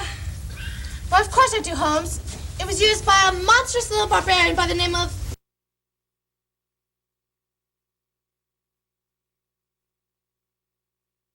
Holmes, it was a blowdart murder! Elementary, my dear Watson. While we were all diverted, the killer blew the dart into Mrs. Hudson's hairdo, thinking that we'd either assume it was the tea, the saccharin, or Theta's left thumb. I've solved the case. Quoi? Tell us! Who was it? When a woman thinks her house is burning, as Sherlock once remarked,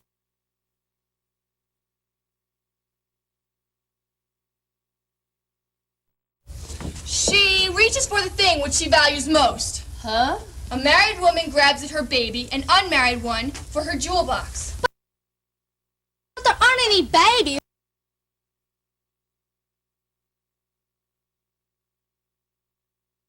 He screamed, only Fifi here reached for anything.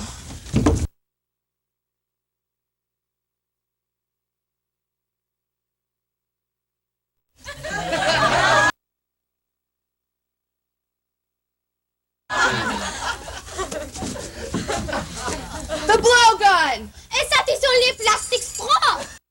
I do not like the baby straws when I sip the Coca-Cola! The poisonous venom, undoubtedly from the reaches of the upper Amazon. Bitter almonds. Ne, eau de Cologne. I don't see the darts in here. Possibly a file-down hairpin or a sewing needle. I'm going to faint! Not again. You are a clever creature.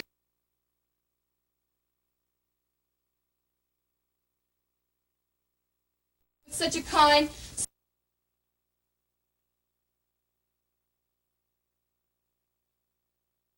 clever professor.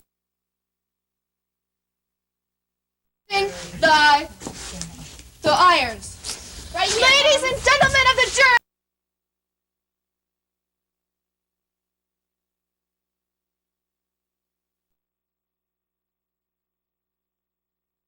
I passed.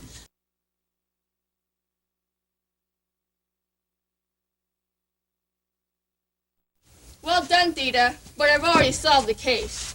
Give it up, Theta. Fifi turns out to be a foreign menace. Et what is menace? Come along, Fifi. I'm taking you to the yard. Inspector Lestrade will be interested in meeting such a catch. Et what is scotch? Shall I open the door, Holmes? Of course, Watson.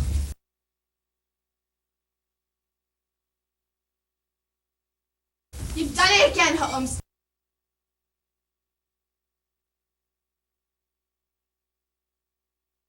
This would make a wonderful play.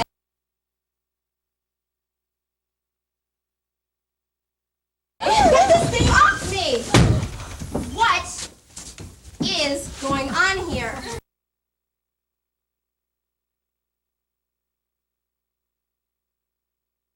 That is... She's alive! Better I throw myself into the river! Answer me! Miss Hudson, Shirley here told us you were dead. Dead? First, we thought it was that awful Miss Donna and your teeth.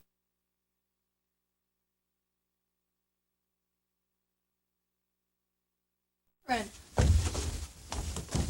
Theta's left thumb.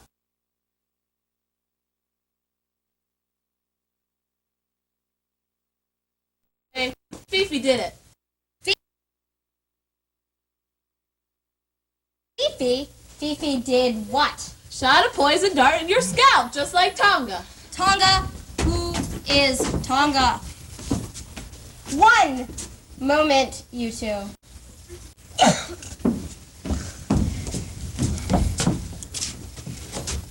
You looked dead. But of course, where you're concerned...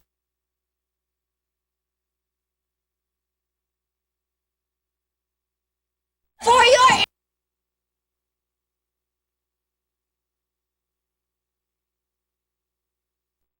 I took a doctor's prescription for sleep a short time ago. I've been troubled by insomnia lately, which is understandable having you girls under the same roof. Obviously, the medication worked a bit too fast. If you girls would excuse me, there are few things I have to say to Holmes and Watson. Où is Inspecteur Lestrade? Oh, Melanie, if you'd be kind enough.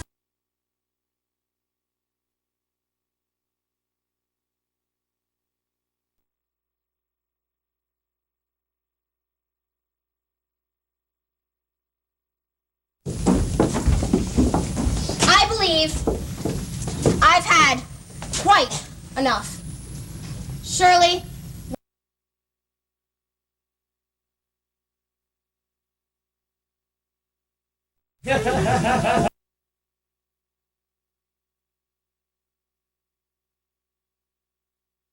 Possessing genius have a unique way of stimulating it.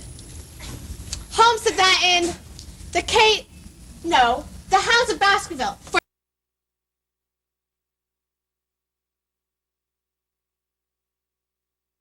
Concerned about the writings of Sir Arthur Conan Doyle. How many times must I tell you that? What I am concerned about is you girls. Fifi.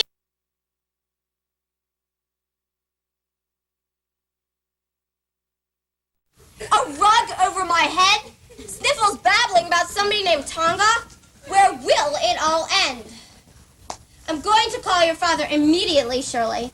This preoccupation with Sherlock Holmes has gone too far.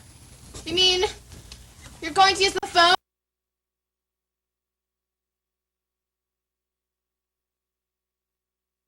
How else would I?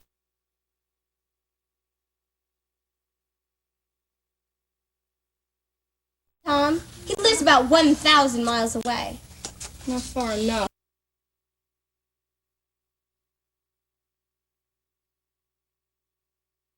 I had come to an entirely erroneous conclusion, which shows, my dear Watson, how dangerous it is to reason from insufficient data. That is just what I was complaining about.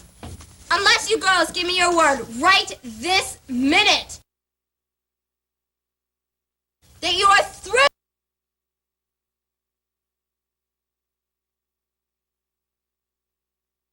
On that only call your father, Shirley, but I will take up the matter with the Dean of Women. That could mean expulsion. Well, do I have your promise? But Mrs. Hudson... I'm waiting.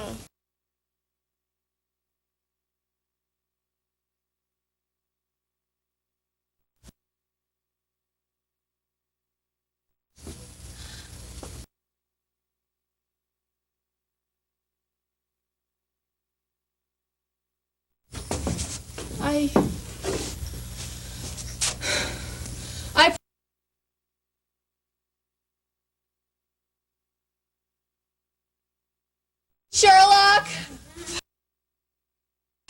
Good, that's settled. You may now begin your return to study.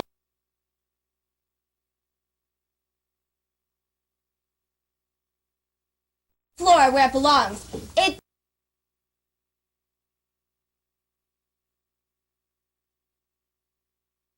Mrs. Hudson, Mrs. Hudson! Well? Your car, it's not there. But it has to be. Perhaps I've forgotten where I parked it. I've done that on occasion.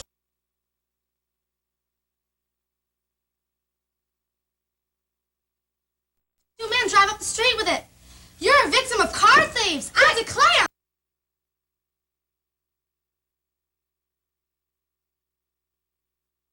Around the corner. I'll call police headquarters. No need to call Scotland Yard, Mrs. Hudson. What?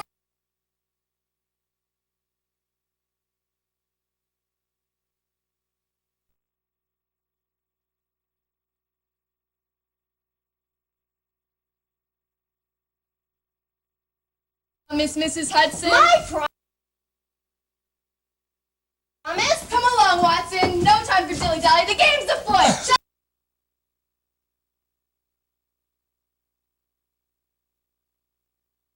Dottie! Hello?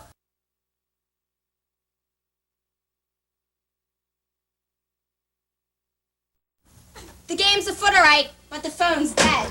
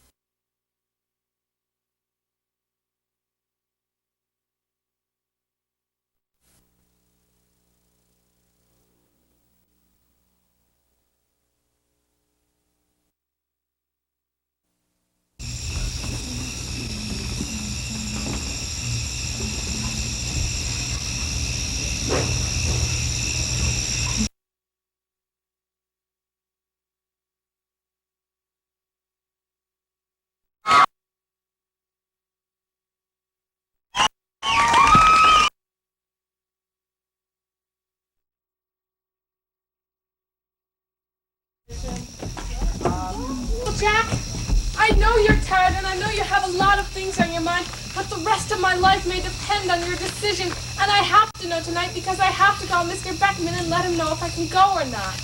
Who's Mr. Beckman? The Broadway producer we talked about at dinner. Abracadabra, remember? Nora, this is not the time. It's never the time. You won't make a decision and I don't have anyone else I can turn to. Well, I'll make my own decisions if no one else is interested.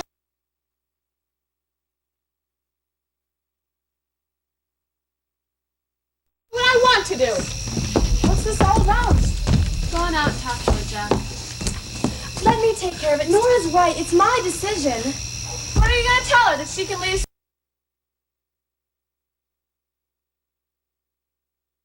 school? That she can throw her life away? Is that what you want, Blanche? What if I'm wrong?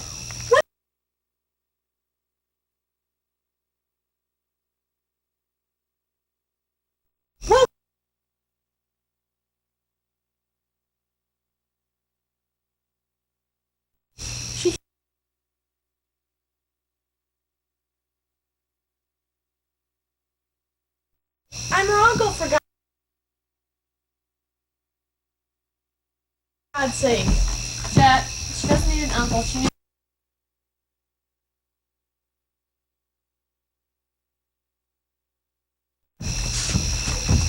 I never learned. Mind if I sit with you?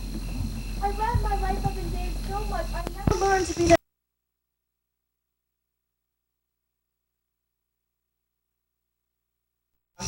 if not.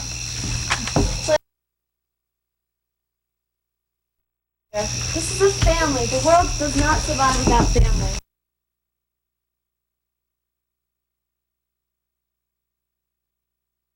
Come on, you can make me some tea. You're the only one.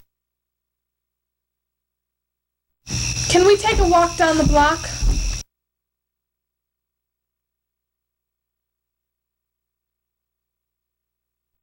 Well, girls, check out the ocean. My father used to say to me, throw your questions out to sea and the answers will wash up back on the shore. Did they? Not in Brighton Beach. Orange peels and watermelons have washed up.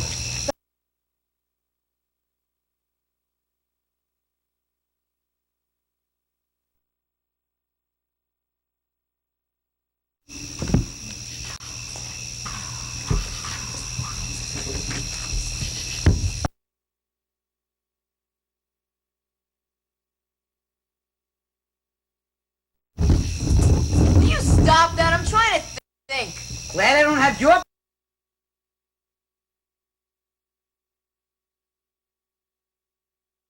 Official American League Baseball in your mouth. Look, Stan, I gotta talk to you. I mean, real...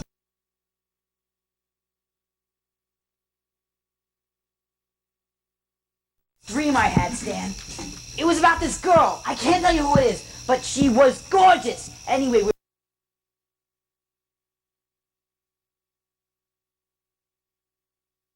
and rubbing up against each other, and then I felt this build-up coming.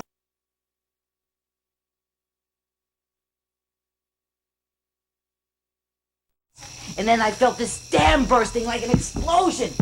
And when I woke up, I was... You were all wet. Yeah, how'd you know?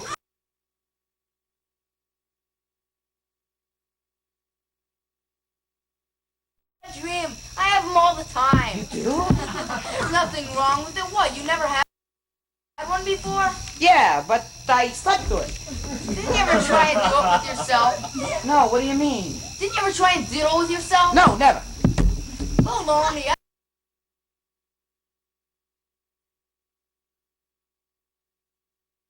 Times a week.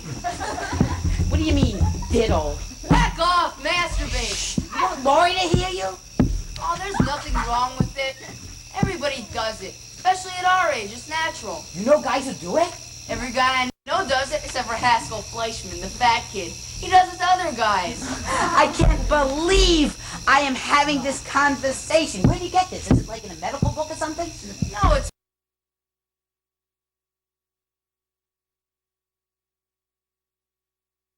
puberty. What? Don't tell me.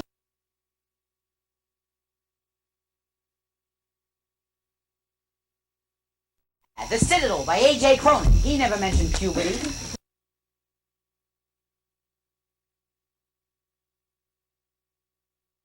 Pop. You know what, Stanley? I think you're full of shit. Hey! Don't ever let me hear you say that word again. Who do you think you are? You're just a kid. Well, I don't...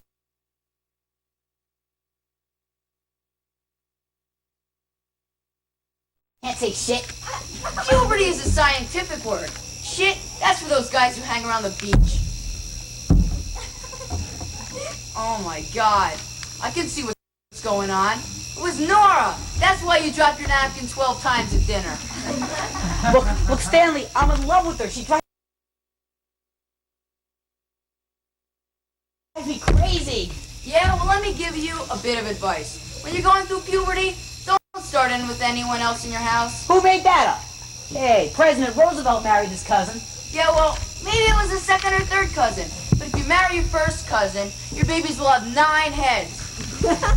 I was Papa.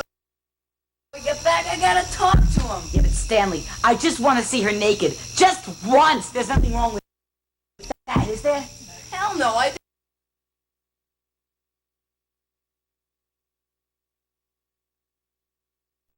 Yeah, lots of times. I fixed the lock on the bathroom door. Then opened it pretending I didn't know anyone was in there. You pig!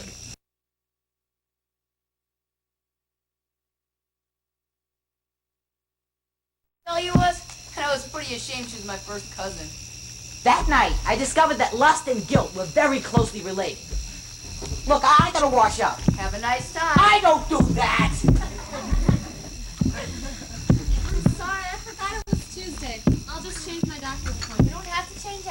girls will be with me. Blanche, if I ever missed a year of going to the grave, Dave was my favorite in the family. You know that. You realize it'll be 6 years? Sometimes I forget his birth.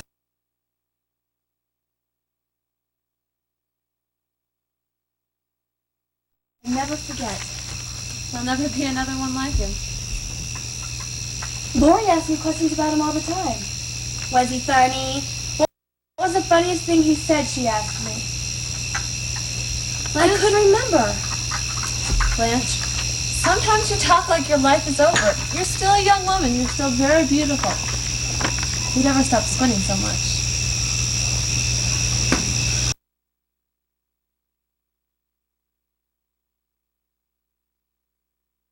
I was with him for 2 years before we even got married. What was I waiting for? That's 2 married years I missed having with him. Listen, Blanche. Jack's company is having their annual ball. You should see how some of those women get dressed up. He told me to ask you. He wants you to come with us. Me? Who do I know in Jack's company? You'll be with us. You'll meet people. Max Green will be there. He's a dancer, remember? What else are you going to do here?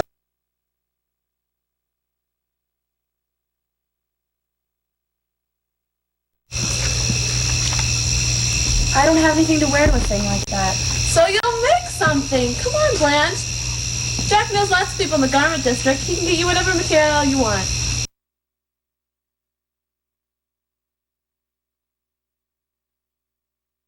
It's very nice, but I can't go. Maybe next year.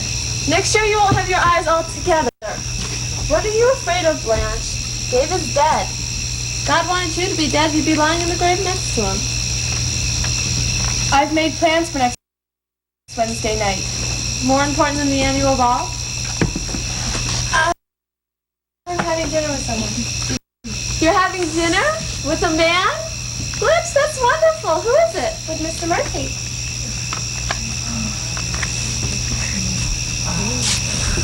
Oh my God.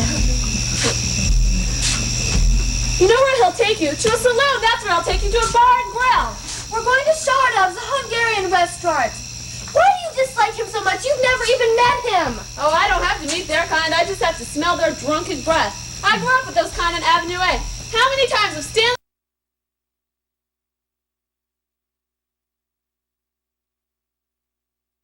Irish hooligan. Is that why you don't like him? Because he's Irish? When did the Irish and the Jews ever fought a war? Do you know who George...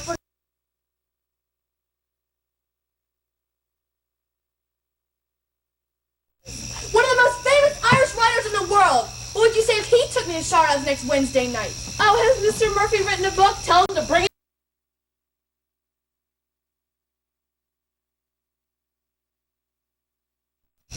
When are you going to give up being an older sister, Kate? I've heard stories about them. They like their women, you know. Well, do whatever you want. I don't care. I decided to go downstairs and quiet my passion with an oatmeal cookie. We took a walk along the beach last Thursday night. He hardly said a word. He's very quiet, very shy. He told me about where his parents came from in Ireland. They didn't have it any easier than Mom and Papa had it in Russia. Nobody had it like they had it in Russia, Blanche. And he holds down a decent job in a printer's office, and he didn't smell like liquor. He behaved like a perfect gentleman.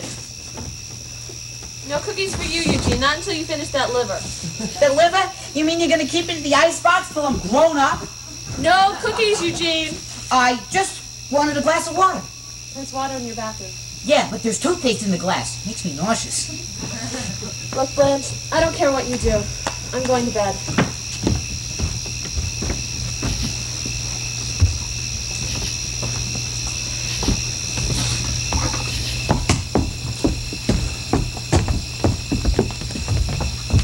Mama?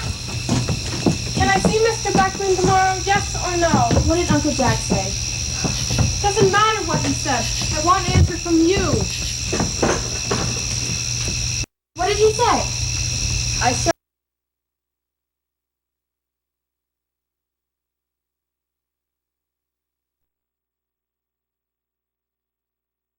Any jobs in the future. I never made it past the 8th grade, and that's why I spend 7 days a week working overtime to keep this family off the street.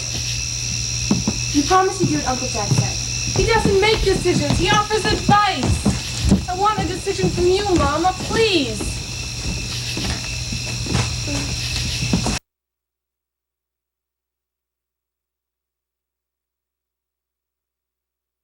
You finish high school.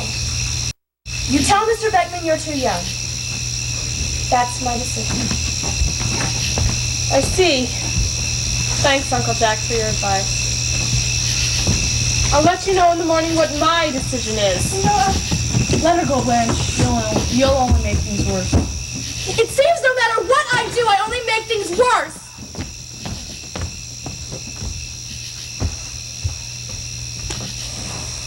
Well, as they say, you inherit a family, you inherit their problems.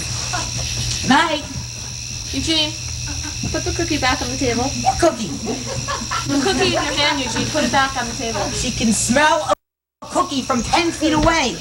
Eugene, I heard that jar movie. Now put the cookie back on the table. Suddenly, everyone is doing what they want in this house, even your Aunt Blanche. Now put the cookie back on the table. Hey, what happened? I heard a lot of yelling. I don't know, but it's my fault.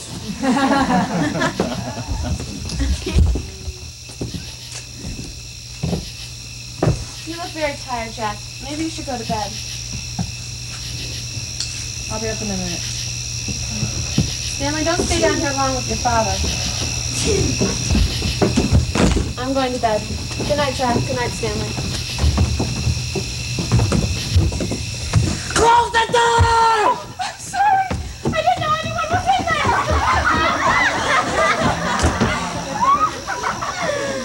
Pop, do you think I can talk to you now?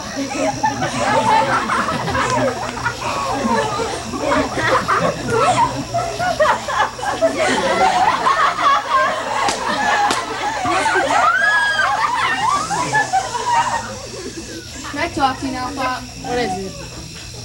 Well, it must be really tough being a father. You know, all the people, they have all their problems. You have to have all the answers. I don't know if I could handle it. Stop trying to win me over.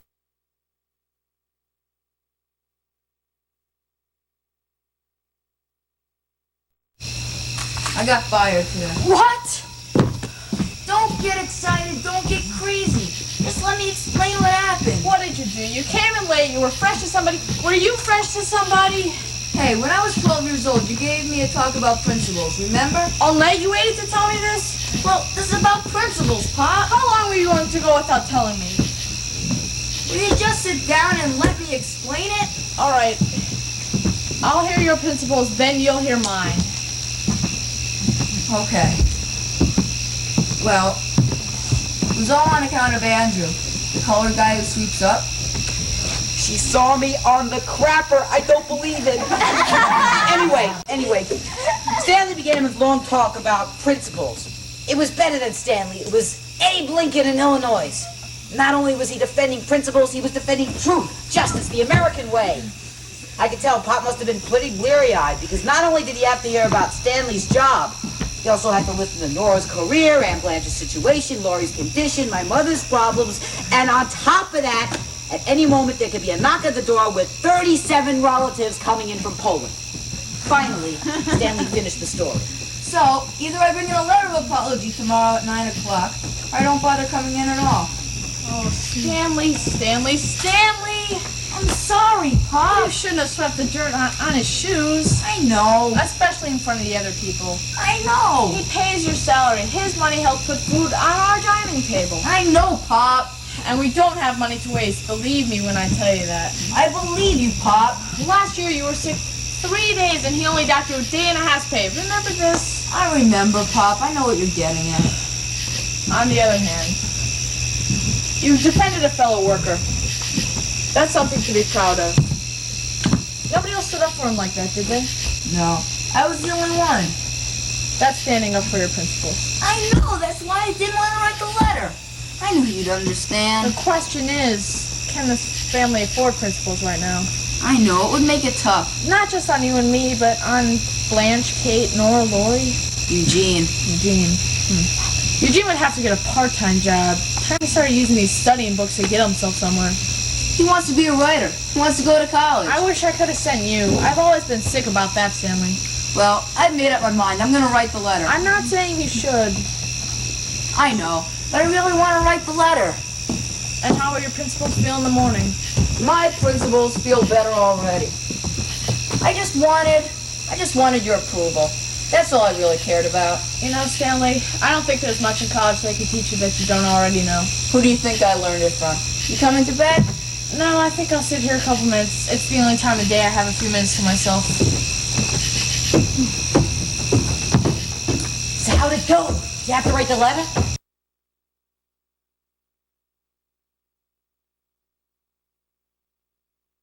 That's what Pop would make you do? He didn't make me do it. It was my choice. So what you gonna say?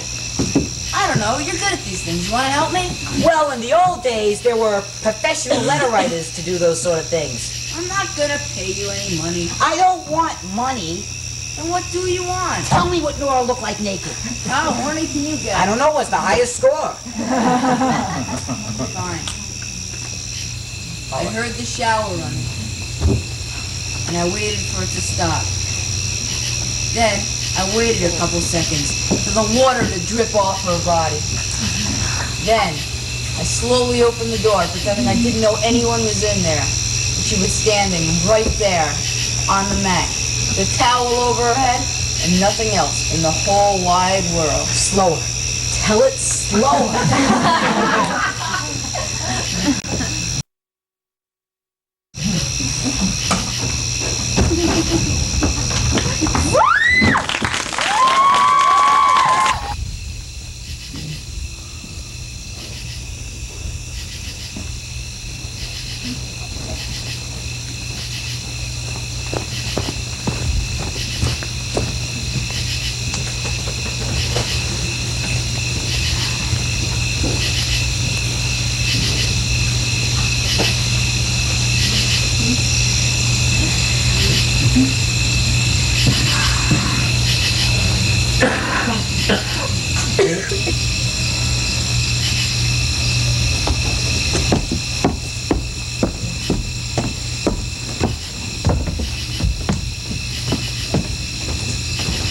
I wanted to talk to you.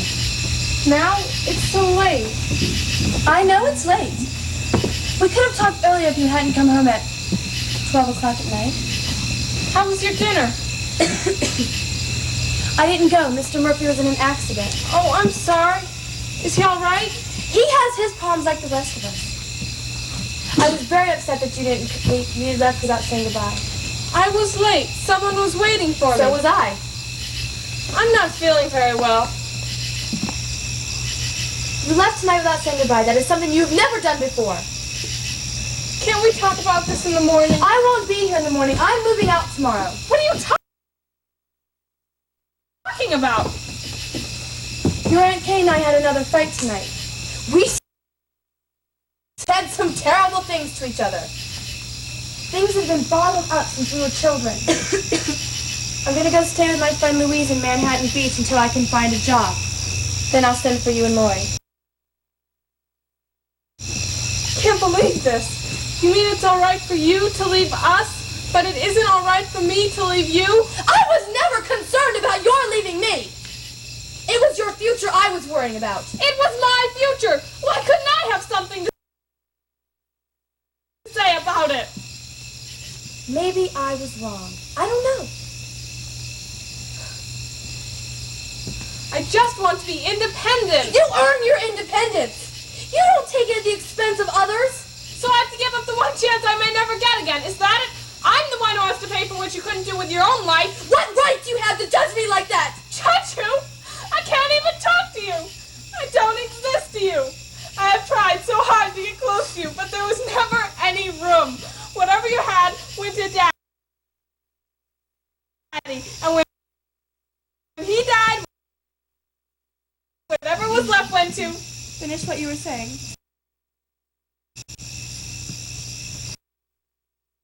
I've been jealous my whole life of Lori because she was lucky enough to be born sick. I could never turn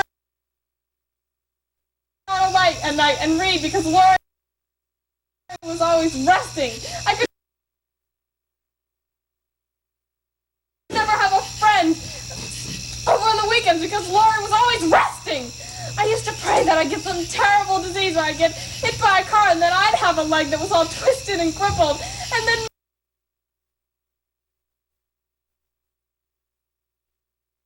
maybe just once I'd get to crawl into bed with you on a cold and rainy night. Just once.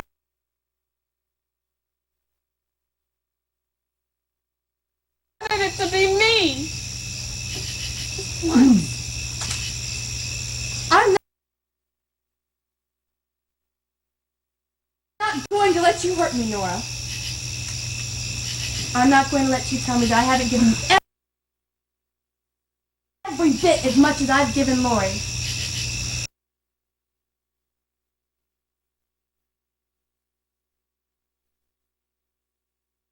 Because enough angry people in this house have told me so tonight.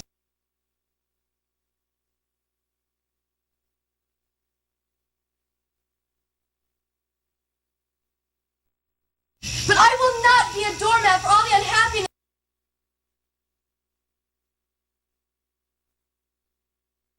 or frustrations that you or Aunt Kate or anyone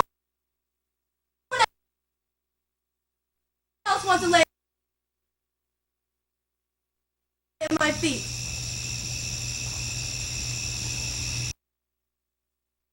If you feel cheated that Lori gets more than you, then I feel cheated that I had a husband who died at 36. And if you keep on going on like you're going, you'll end up just like me, with something much worse than unhappiness or... And that's self-pity. Believe me, there is no leg that's more...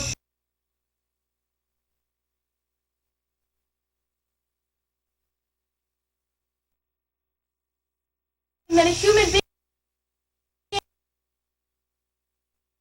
who thrives on his own misfortunes.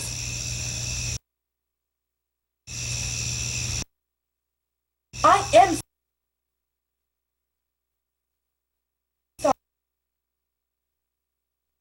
sorry, Nora, that you feel deprived or unloved. And I will do everything I can to change it, except apologize for it. I am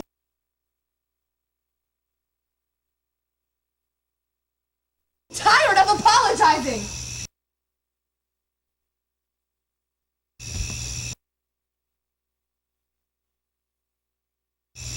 Pretty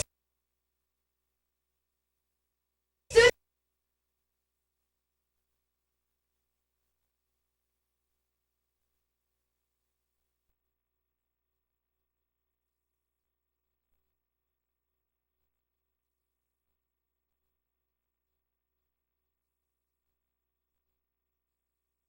created.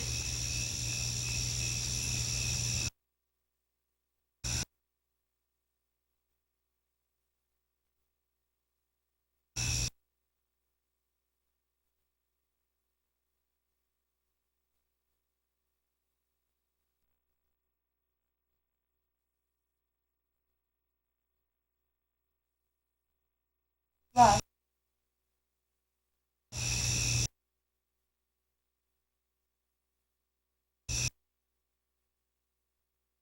Now it's time to go.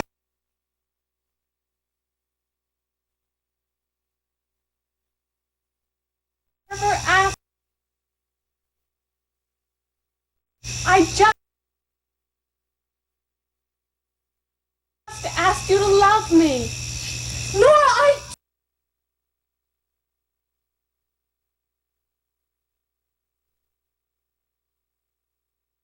I make that clear to you.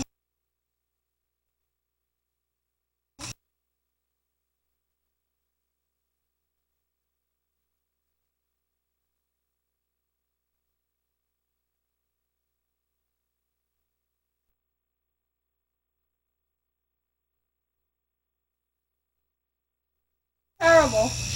Why? Because I think I hurt you, and I still want that job with Mr. Beckman. I know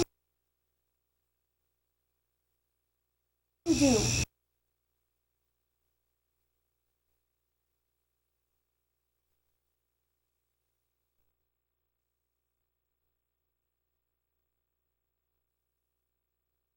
How can I answer that without you feeling that I'm depriving you?